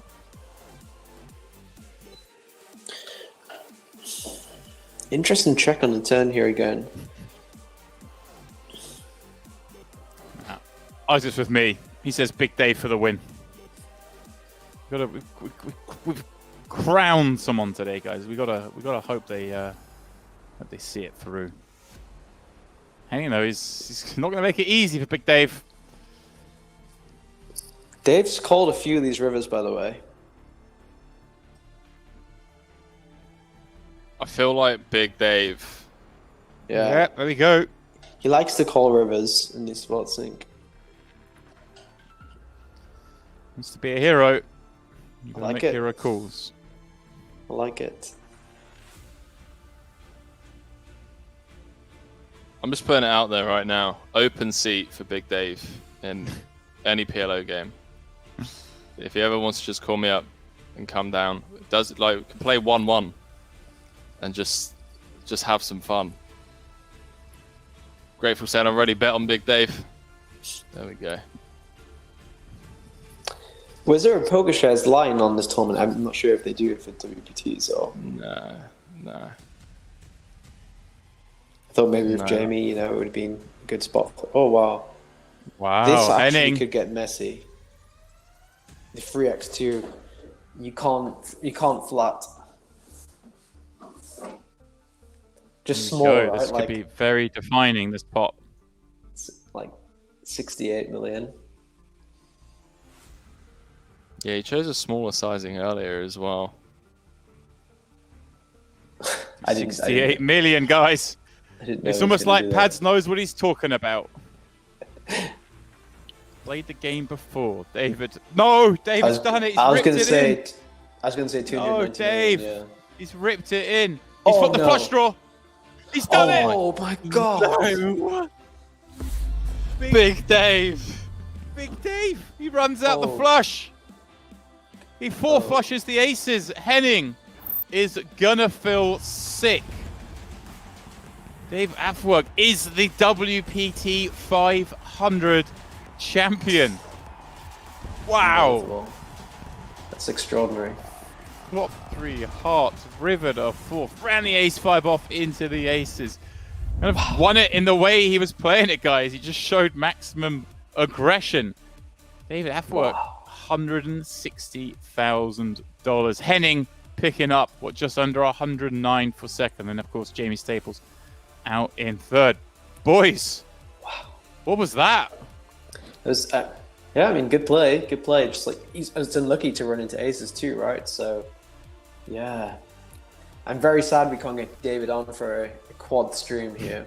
I was saying that, Pads, earlier. I would absolutely love to just have Big Dave in the booth, and I feel like he would be the type of person to commentate whilst playing. Yeah, Well, I can see it. yeah, hopefully we get to learn some more about Dave. Hopefully the guys at the World Poker Tour, I'm sure, will reach out and maybe we'll be able to read an interview in the next couple of days.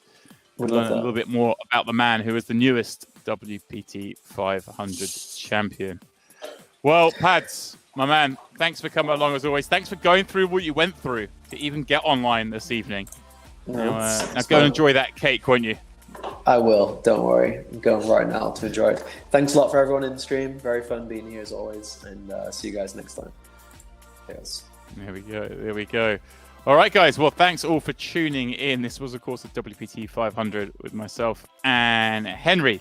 But, Henry, you don't have to wait long because it's main event time, baby. Main event final table tomorrow evening, 1 hour earlier than we started today. So depending which time zone you're in, just get here an hour earlier. And Henry, this final table, headlined by the chip leader, Daniel Dvoros. It's going to be probably a little bit different than the one we just saw right now. Yeah, no Big Dave in the mix tomorrow, but we do have Big Dvoros and, man, star-studded FT. And I'm not surprised, WPT main, the best in the world, always show up. And yeah, we're going to have a fun one tomorrow, James. So we've got some really talented individuals going at it against each other for hundreds of thousands of dollars. So I'm looking forward to it. Yeah, certainly are. All right, guys. Well, like I say, thanks everyone for tuning in. Thanks to the mods and the production team, of course. We'll be both be back tomorrow evening. Until then, best of luck if you're still in the free roll. That is it for this WPT 500 right here on Party Poker.